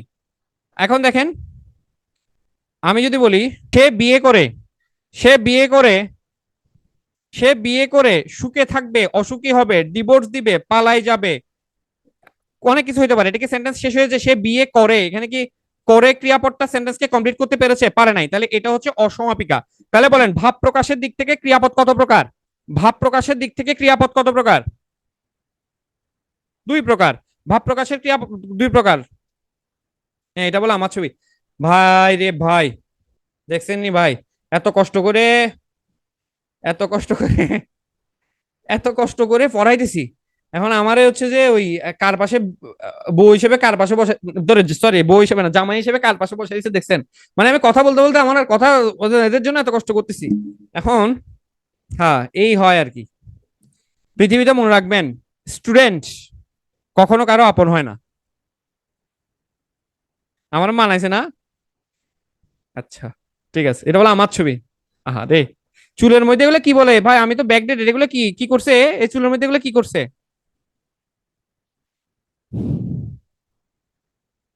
খুশিতে বলে বলছে না? আমি সত্যি কথা বলতে মনে মনে আমিও খুশি হয়েছি, কম খুশি হয়েছি এরকম না, আমারও ভালো লাগছে, মেয়েটা সুন্দর। আচ্ছা দেখেন, অসমাপিক ক্রিয়া শেষে কি থাকে? ইয়া, ইলে, ইতে, এলে, তে, এই বিভক্তি গুলো থাকে না? বাসায় নেই, বাসায় নেই, ওইটার জন্য তো বলছি। নাইলে আমি এই ছবি রাখতাম না স্লাইডে। ঠিক আছে, ওকে। দেখেন তাহলে ভাব প্রকাশের দিক থেকে ক্রিয়াপদ হচ্ছে দুই প্রকার, একটা হচ্ছে অসমাপিকা ক্রিয়া, একটা হচ্ছে সমাপিকা ক্রিয়া। এবার দেখেন কর্মের উপস্থিতির দিক থেকে এটা খুবই সহজ। কর্মের উপস্থিতি, তবে এটা আপনার ভয়েস চেঞ্জের ক্ষেত্রে লাগবে, এটা বুঝতে হবে আপনি ইংরেজিতে ভয়েস চেঞ্জ করতে গেলে। দেখেন সকর্মক ক্রিয়া এটাকে বলা হচ্ছে ট্রানজিটিভ ভার্ব, অকর্মক ক্রিয়া এটাকে বলা হয় নন ট্রানজিটিভ ভার্ব। ঠিক আছে, দেখেন বিকর্মক ক্রিয়া আমরা এটা জানি কেমন, দেখেন সে কাঁদে, বাসায় আজকে আমার বউ থাকলে যেটা হয়তো আমার ক্লাস শেষে এই অবস্থা। তাহলে দেখেন সে কাঁদে, এখানে কি এটার কোনো কি কর্ম আছে? তাহলে কর্ম আছে কিনা কিভাবে বুঝবো? ক্রিয়াপদকে কি বা কাকে দ্বারা প্রশ্ন করলে কর্ম পাওয়া যায়। তাহলে কাঁদে এটা হচ্ছে ক্রিয়াপদ, কি কাঁদে, কাকে কাঁদে, এগুলো কোনো প্রশ্ন হইতে পারে না, তার মানে এখানে কর্মপদ নাই। মনে করেন সে স্কুলে যায়, সে স্কুলে যায়, কি যায়, কাকে যায়, কোনো প্রশ্ন নাই, উত্তর নাই, তার মানে এটাতেও কর্মপদ নাই। কিন্তু দেখেন সে ফুল দিয়েছে, কি দিয়েছে, কি দিয়েছে, ফুল দিয়েছে, তার মানে কর্মপদ আছে। তার মানে এটা হচ্ছে সকর্মক ক্রিয়া, এখানে দিয়েছেটা হচ্ছে সকর্মক ক্রিয়া। এর আগে সে কাঁদে, ওটাতে কাঁদে ছিল অকর্মক ক্রিয়া। আর দ্বিকর্মক ক্রিয়া হচ্ছে এটা, বাবা মেয়েকে বাইক কিনে দিয়েছে, নষ্ট করে দিয়েছে আর কি, মানে যা করছে ওই যে বাইক কিনে দিলে এরকম গুলি করে দিবে আর কি, যারা পাবে তারে। তাহলে দেখেন কিনে দিয়েছে, কি কিনে দিয়েছে, উত্তর হচ্ছে বাইক। কাকে কিনে দিয়েছে? মেয়েকে কিনে দিয়েছে। ছেলে এবং মেয়ে দুইটার বাইক কিনে দেওয়া মানে হচ্ছে এই বয়সে শেষ, বরবাদ। ওকে ভাই, একটু রিক্যাপ করছি, একটু রিক্যাপ করি। ভাব প্রকাশের দিক থেকে ক্রিয়াপদ কত প্রকার? ভাব প্রকাশের দিক থেকে ক্রিয়াপদ কত প্রকার? দুই প্রকার, কি কি? সমাপিকা ক্রিয়া, অসমাপিকা ক্রিয়া। কর্মপদের উপস্থিতির ভিত্তিতে ক্রিয়াপদ কত প্রকার? কর্মপদের উপস্থিতির ভিত্তিতে ক্রিয়াপদ কত প্রকার? তিন প্রকার, কি কি? সকর্মক, অকর্মক, দ্বিকর্মক। সকর্মক, অকর্মক এবং দ্বিকর্মক। ঠিক আছে, ওকে। এবার আমরা ক্রিয়াপদের লাস্ট পার্টটাতে যাব। এটার কোনো ক্লাসিফিকেশনের মধ্যে, মানে ক্রিয়াপদের যেগুলো ক্লাসিফাই করছে এখানে কোনো ক্লাসিফিকেশনের মধ্যে পড়ে না, কিন্তু খুবই গুরুত্বপূর্ণ একটা বিষয়, সেটা হচ্ছে সমধাতুজ কর্ম। যেখানে ক্রিয়া এবং অবজেক্ট বা কর্ম একই শব্দ থেকে উৎপন্ন। যেমন বেশ এক খাওয়া খেয়েছি, কি খেয়েছি? খাওয়া খেয়েছি, খাওয়া খেয়েছি। তাহলে হচ্ছে দেখেন এটাকে বলা হচ্ছে সমধাতুজ কর্ম। যে কর্মপদের কর্মপদটা ক্রিয়াপদের যে ধাতু সেই ধাতু থেকে উৎপত্তি হয়েছে। এটা পরীক্ষাতে আসবে, এটা পরীক্ষাতে আসবে। এর আগে আমি 30 সেকেন্ডের একটা বিরতি নিচ্ছি, আমি জাস্ট একটু পানি খাবো, আমার মাথা আর সাউন্ড দুইটাই আর কাজ করছে না, আমার গলা দিয়ে আওয়াজ বের হচ্ছে না। একটু পানি ইয়ে করবো, জাস্ট 30 সেকেন্ড একটু অপেক্ষা করতে হবে। আমার ক্লাস করার পর আমার এখনো যাদের ঘুম আসতেছে তারা এলিয়ান। এরকম ফাটা বাস শোনার পর যদি ঘুম আসে, ঠিক আছে, এই ফাটা বাস শোনার পরেও কারো ঘুম আসতে পারে। হ্যাঁ কগনেট ঠিক আছে তো, এলিয়ান, এলিয়ান ভাই আপনারা।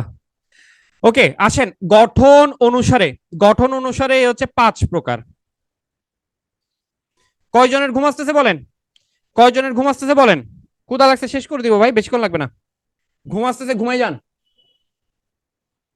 শুধু শুধু ভাই কষ্ট করে প্যারা নিয়ে ক্লাসে থাকা দরকার আছে? যখন ঘুম আসবে ঘুমাবেন, জীবন তো একটাই, জীবনটাকে এনজয় করতে হবে। ঘুম আসলে ঘুমাবেন, যা মন চায় তা করবেন। ওকে দেখেন গঠন অনুসারে আহ ক্রিয়াপদ হচ্ছে গঠন অনুসারে 5 প্রকার।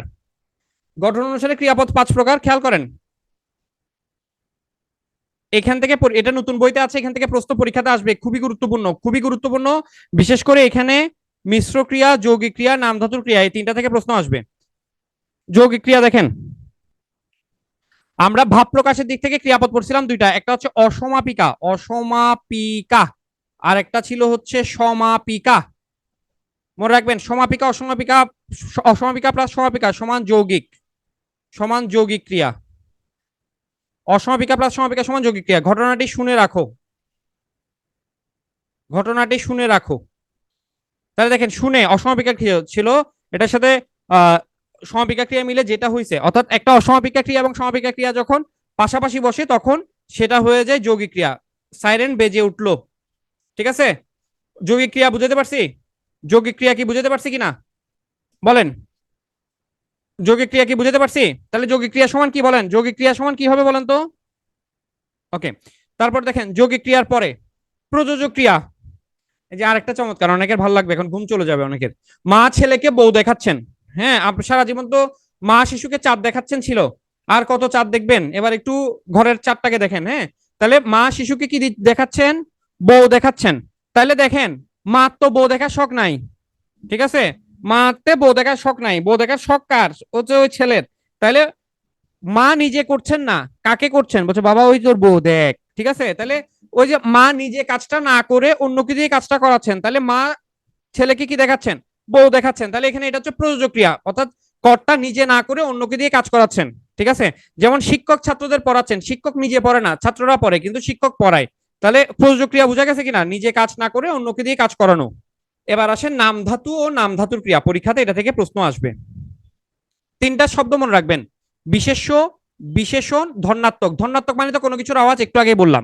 বিশেষ্য বিশেষণ ধন্যাত্মকের সাথে আ যুক্ত হইলে যা হবে সেটাই হচ্ছে নাম ধাতু। নাম ধাতুর সঙ্গে ক্রিয়া বিভক্তি যুক্ত হয়ে যে ক্রিয়াপদ গঠন করে তাকে নাম ধাতুর ক্রিয়া বলে।